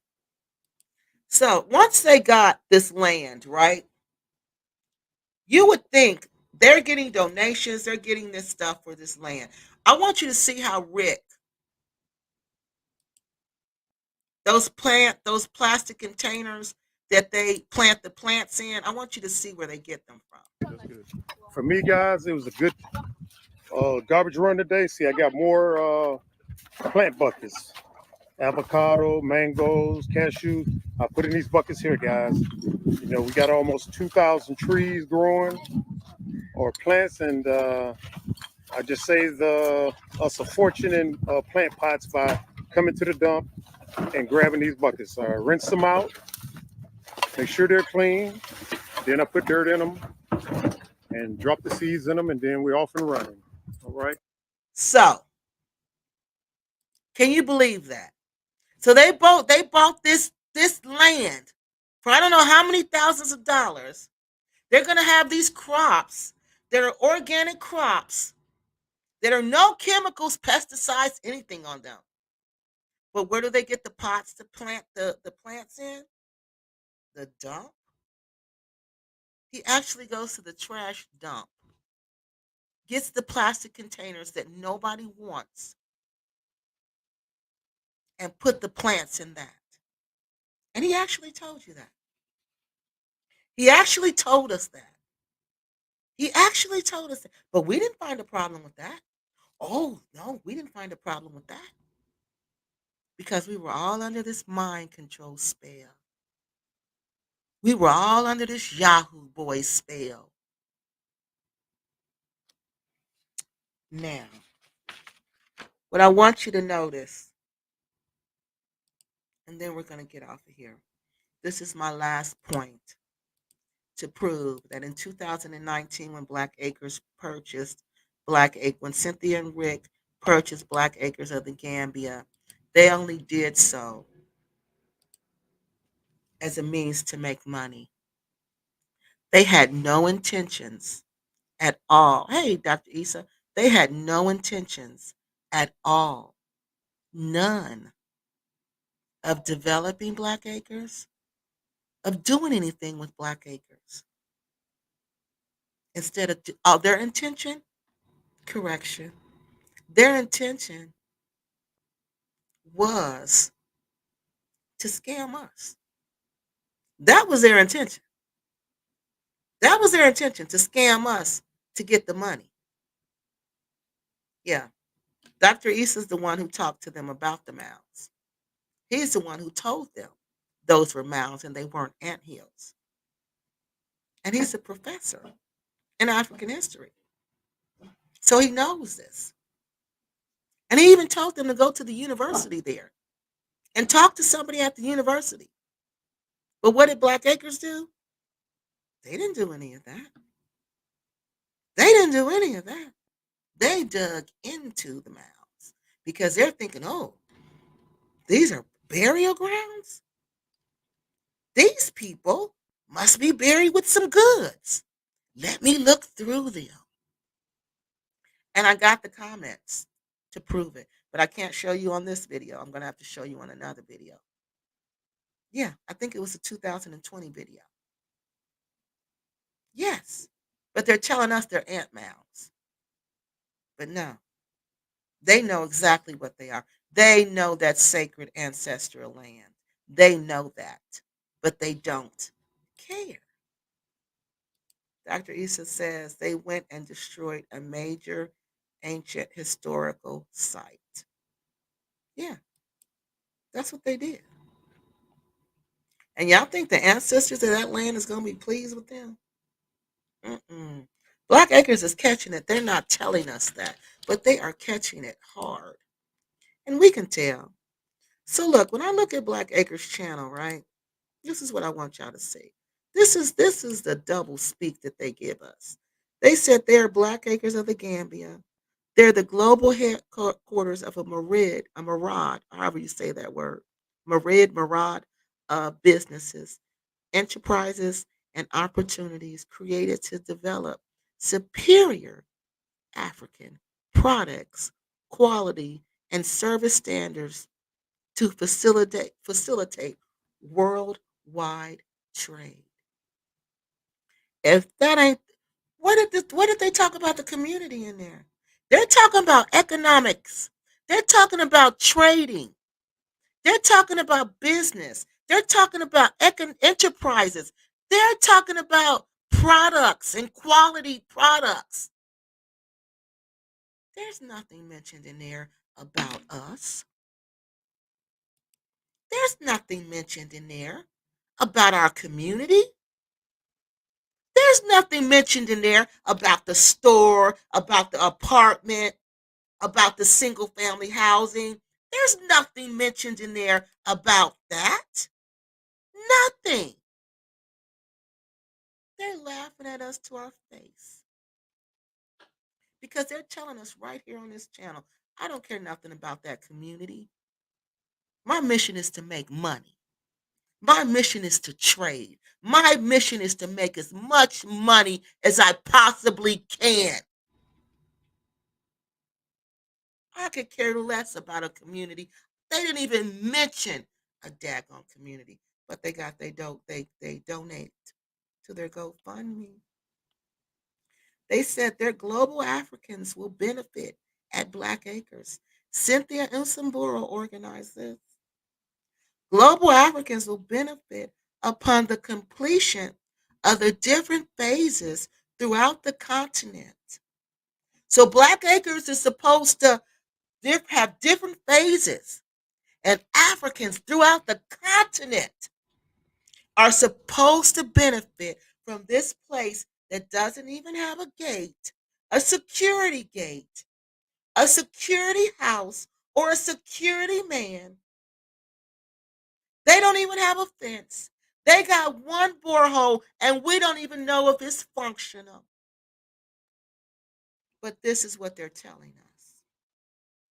The funds received from this platform will enable the completion of different phases sooner. Where's the community, people? They ain't telling us in this GoFundMe they building apartments. Let's keep going. We are looking to receive these funds as soon as possible from supporters so that we can benefit from an up and running Black Acres of the Gambia. But what does that mean? An up and running Black Acres of the Gambia. They don't talk about the apartments in here, people. They don't talk about the housing in here, people. They haven't said anything about a store. They haven't said anything about restaurants. They haven't said anything about us. But this GoFundMe got almost $15,000 before GoFundMe shut it down because Cynthia is not a resident of the United States. The support we receive is historical, revolutionary, meaningful, and shall rival that of what? Shall rival that of the Honorable Marcus M. Garvey's past movement. So donating money to them is gonna be like Marcus Garvey's movement. Are y'all serious, Cynthia? And these are the biggest scam. This is the biggest double talk I've ever seen. None of this makes sense. It seems like it makes sense, but it don't make no sense. So how is giving money to them going to be revolutionary, historical, and meaningful? They don't even mention the community in here because it's not real. They had no intentions on ever doing that. You see what they put in writing. They put in writing what they had intentions to do, which was not anything for us. Now let me finish. When a supporter arrives at BAG, the hospitality offer is nothing short of amazing. Now I've been to BAG. There was no hospitality. You can't even use a restroom. You can't even wash your hands. They don't even give you anything to eat. They don't even offer you a bottle of water. What hospitality? You bring them gifts. What hospitality are they showing you? They don't know what hospitality means. In spite of that, in spite of what a negative world in which we live, African people, negative world, this is coming from the lady who described herself as evil and stubborn. And you're going to see it. And she describes the world as negative. Are you kidding? That's how you know this is a lie. This is a Rick probably wrote this. Cynthia can't put words together like this. She can't put double talk together. Too many big words. You know how people who think they smart throw in a bunch of words and a bunch of phrases so they'll think, oh, people will think I'm smart. No. Smart people don't talk like this. Smart people know how to break it down so the average man can understand. That's what they teach us at the university, not to talk like this. You talk like this, you're going to get an F. They're going to tell you to rewrite that. The average person don't even know what you're talking about because they're talking about nothing. Let's finish. African people are the origins. So let's return to greatness and restore balance once again. What does that mean? How are we going to create greatness, restore greatness, and restore balance? In what way? Oh, by donating to Black Acres of the Gambia. No apartments, no organic garden, no single family houses, nothing. We're going to make Black Acres great. We're going to make this revolutionary movement great by simply donating to Black Acres. They don't even tell you what they're going to do with the money. They don't tell you what the phases are. They don't tell you any of that. They tell you nothing. Garvey was a scammer, Crefto says. Well, That's why they're quoting him. BS. They are not Marcus Garvey. I wrote my PhD dissertation on Marcus Garvey. Exactly. But they think we're supposed to believe it.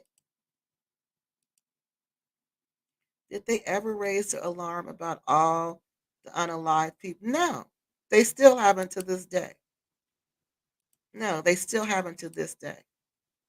How much did they raise on the GoFundMe? The GoFundMe's got shut down because to get a GoFundMe, you have to be a resident of one of these certain countries. Okay, you have to live in the country. So Cynthia was not a resident of the United States. Of one of the countries in the United States, so she couldn't do it. Even though she was a citizen, you got to be a resident of one of the states. So you got to be physically living in the United States. Yeah. So Garvey was not a scammer. Garvey was a scammer.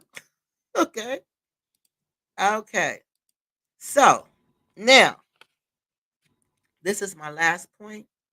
We're off of here for tonight. We'll be back next week where we're going to break down the year 2020 and see what their intentions were then.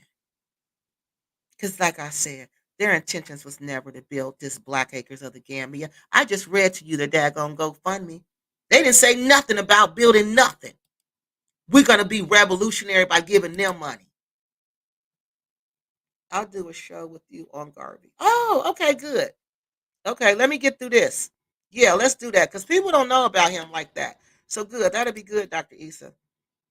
And then talk about the Pan African stuff. Was he really into the Pan African stuff like that? Okay.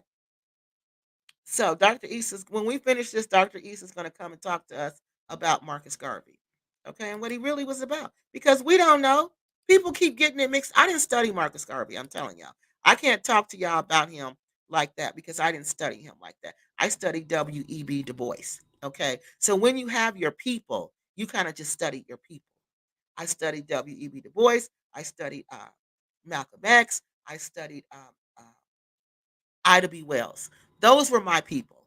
So when you have your people, you kind of follow your people, you know. So those was my people. Uh, did you ever? Did they ever put donor's name on the? Yes, they did do that. And there's a video on my channel, and I'll put it in the comment section. I mean, not the comment, but the community page, because people's been asking about that one. I'll put that up there so you can see that they did do that. But there's like, you wouldn't believe where it is. It's like, I'm gonna show it to you. All right, so let me show you this last thing. Then we're gonna get off of here. All right, people. So look, Black Acres.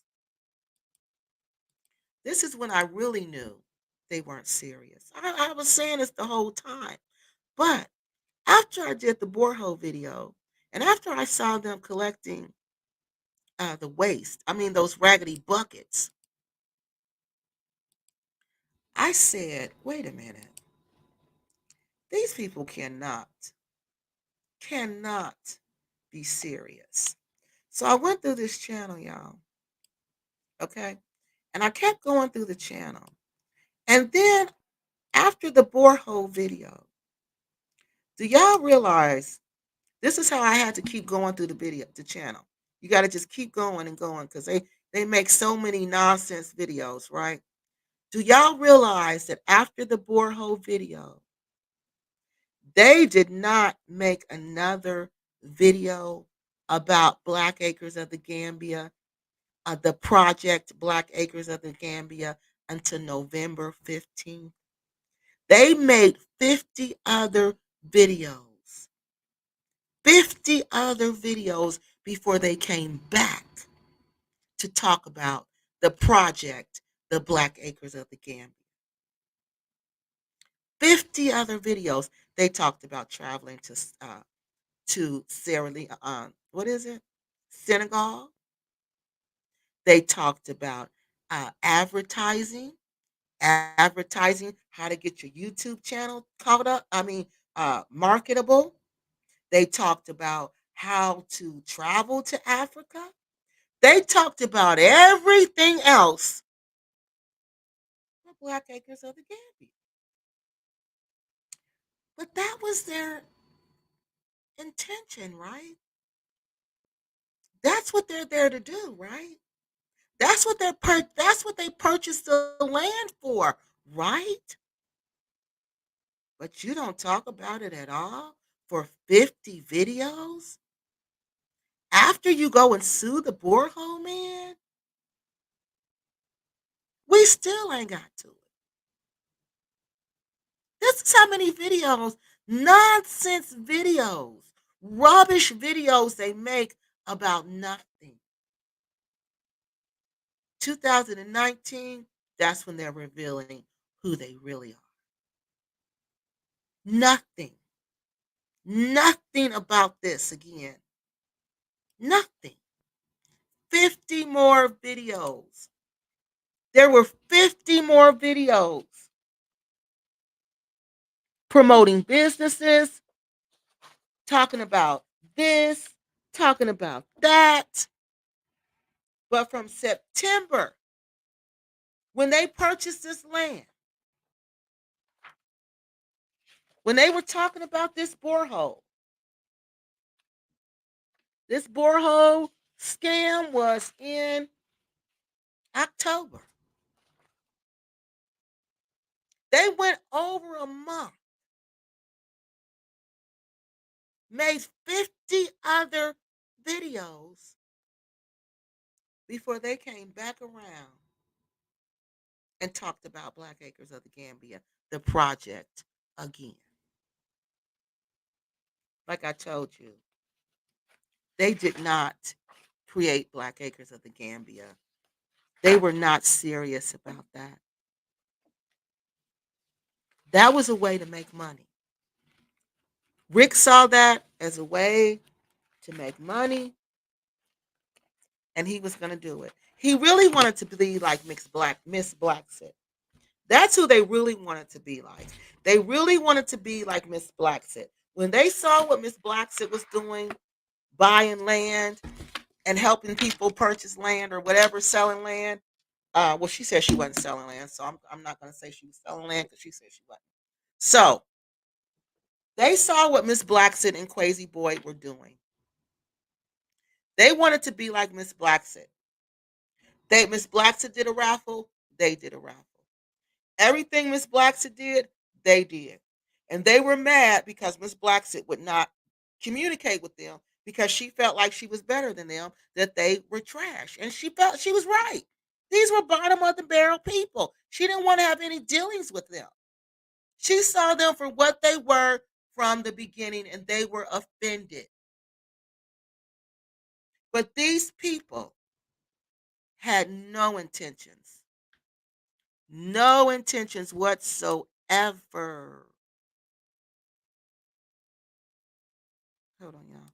No intentions whatsoever of building this community that they had told us about. You don't purchase land, this big project, and tell them everybody about this big project in September, and then you don't come and talk about it again until late in November. You don't wait 6 months to say, "Oh, the borehole's not working. Let's fire the man." You don't do that. You don't still be. It's 5 years, and you still have no fence. You have no security house. You got your dogs in the house to protect you. And they want us to believe they're serious. They're not serious. Serious people don't behave like this. They were never serious. This was a way to make money. Like Malcolm X said, this was a way to make money by any means necessary. Did they do a video on that? Did they do a video on what? I don't know what you're talking about. Uh, who gave Bag a vehicle? JD Okra. JD Okra. His name is Orca, but of course Cynthia calls him Okra. How much would you estimate that people gave? I estimated when I wrote the IRS, it was around, it was nearly, it was like $500,000 that I guessed. Yeah, it was between I'll say 300,000 and 500,000. But I don't really know. This is what I said. I don't really know because they got so many sources of money. From the $100, yeah, that was between 3, 500. I don't know. I don't know because we don't know. But all we can do is guess. But the way those people were, and we don't know because they were sending money in, and we don't know because Black Acres was not telling us accurately how much money they were getting.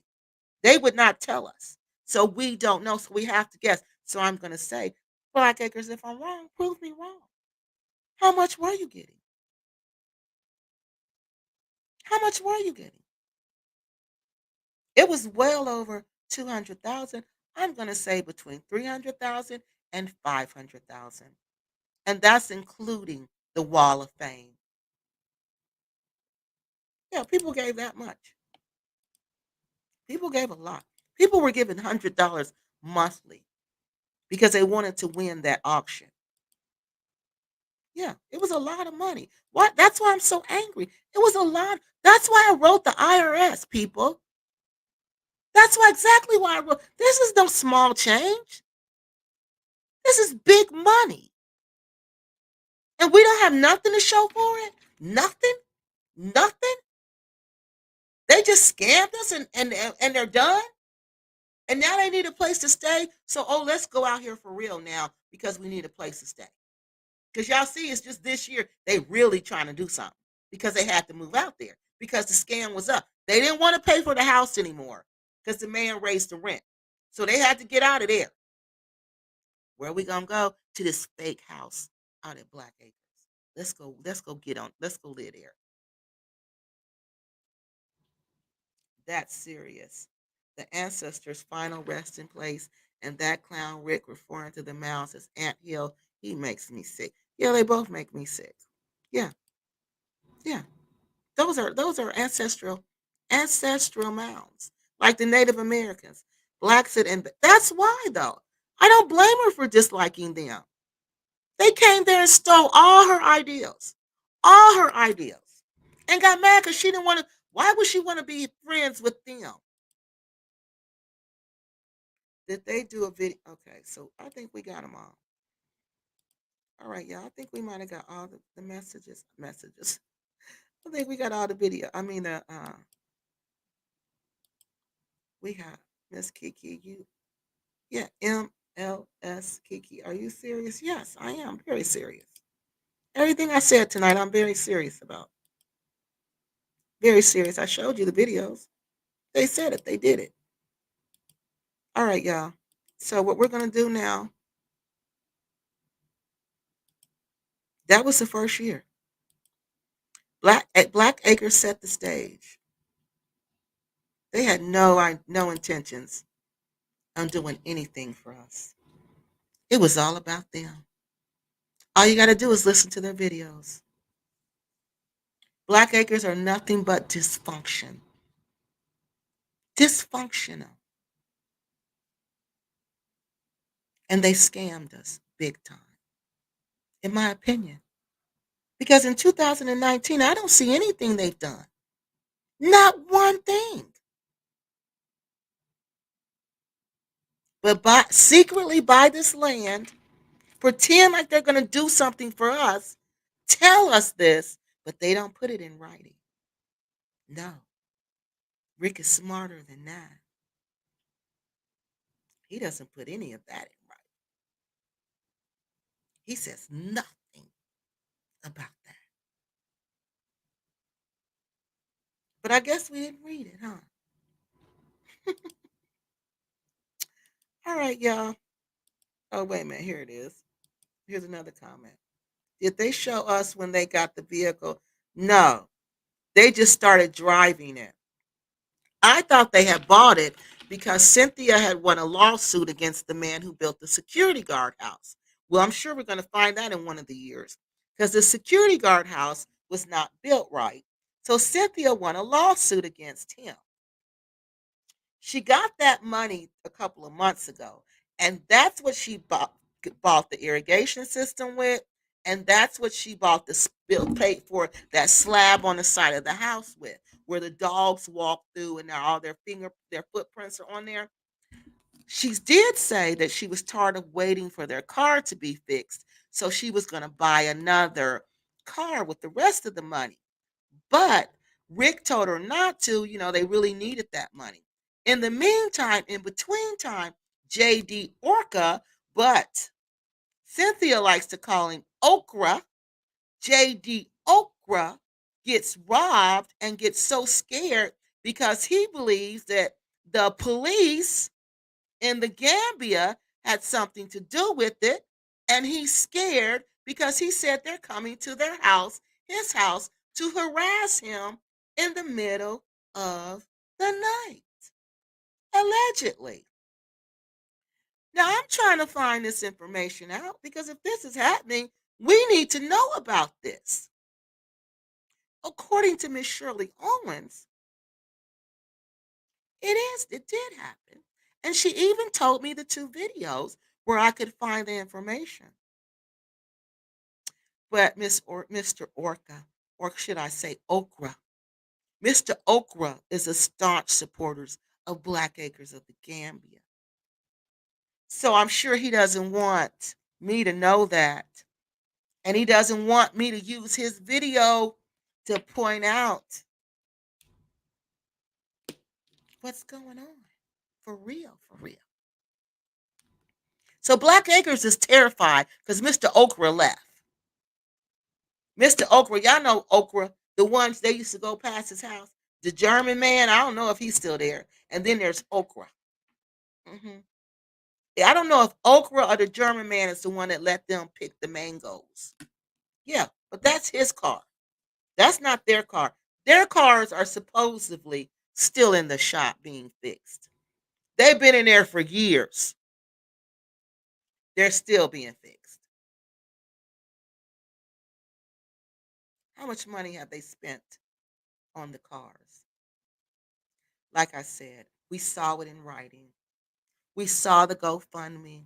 We saw the what his YouTube channel was about. We heard what they said and we saw what they done. Black Acres of the Gambia's only intention is to finesse us for money, to tell us one thing and do something else. You see, they put it in writing. They had no intentions on building no community. You see, what community wasn't nowhere on there. Nowhere. On the GoFundMe or on the what you call it, on the about. So the only thing you can use against him in court is his words on that video. Even if he did not put it in writing, people, he said it. He made a verbal contract with us. And he reneged on that verbal contract. He breached the verbal contract. That's why you can sue them. All right, that's all I have for tonight. We're going to be right back at this next week. And we're going to look at the second year Black Acres was in the Gambia. And what did they do with that money? Because the GoFundMe heated up. 6 months after, I believe it was 6 months. Let me look. No, September, October, November, December, January, February, March. So I was right. 6 months after they started the GoFundMe and purchased Black Acres of the Gambia, March 29th, 2020, they started asking for their money, donating to them, because that's revolutionary, helping them get all this money.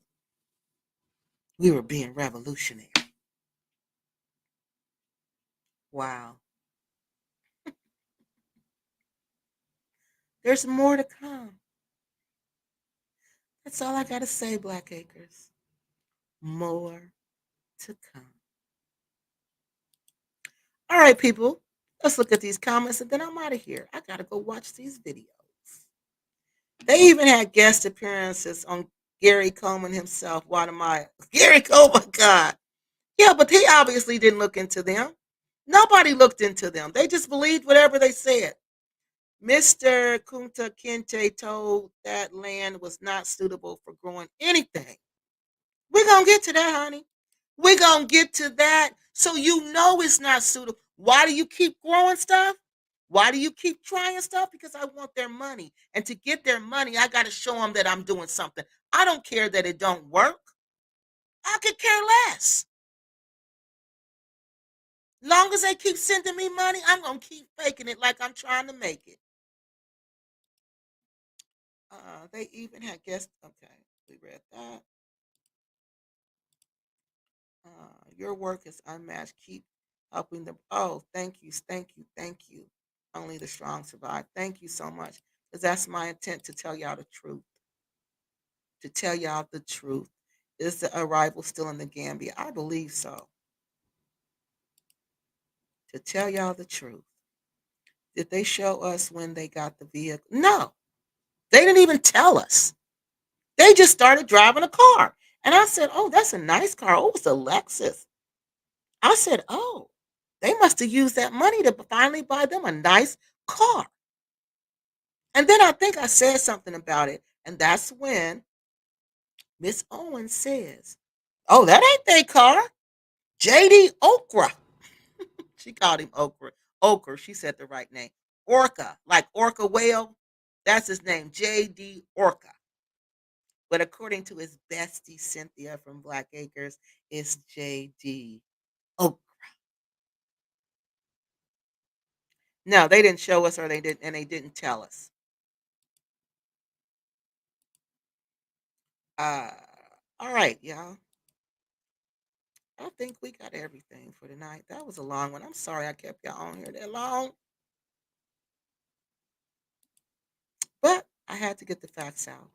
So we've established their first year and what their intent was, and that's to make money by any means necessary. So let's see next week what they did in 2020. While they told us they was building a community, let's see what their actions tell us. All right? All right, y'all. Thank y'all for coming on here. Thank you for staying on here with me 4 hours. And I will see y'all next week. Y'all be safe out there. All right. Oh, wait a minute. I got one more. What do bags? Oh, we're gonna talk about that. The workers are coming up. They don't pay them much because there was a comment. I didn't get a chance to read the comments. We'll go through those next week. Where they're talking about that. Bag is known for not paying their employees. That's why they all quit. Have y'all ever noticed that? How they all quit at one time? But that's why. Because they don't pay them anything. They lied and told me they was paying them $100 a week, and I believed it. They lied and told me they was paying the manager $400, and I believed it. That was all lies. They pay them what the Gambians, I think what they said the Gambians make like 55 cents an hour. That's what they pay them. And they don't even pay them all of that because they're always docking their pay for something. Just like these last four men. And I hope it wasn't the one named Ibrima. I hope it wasn't Ibrima because if it was Ibrima, they're in trouble. Because Ibrima was the one that was growing the crops. And now they're talking about four of the males, they had to let them go because they were working for somebody else. I guess when you work for Black Acres, you can't work for somebody else. So they let four of them go. It's always like that because they don't pay them a living wage. They don't pay them anything. And then you have to put up with them filming you and talking to you crazy. No, four of them quit. So now they got just the old man, Padado, and they better watch him because that's probably really the snake smiling in their face. All right, y'all. That's all I got for tonight. I'm gonna go start now and watching 2020 because that's where it's gonna get good. We're gonna see if we can count that money. All right, y'all. I will see y'all next week. Y'all have a great, great week ahead and stay blessed.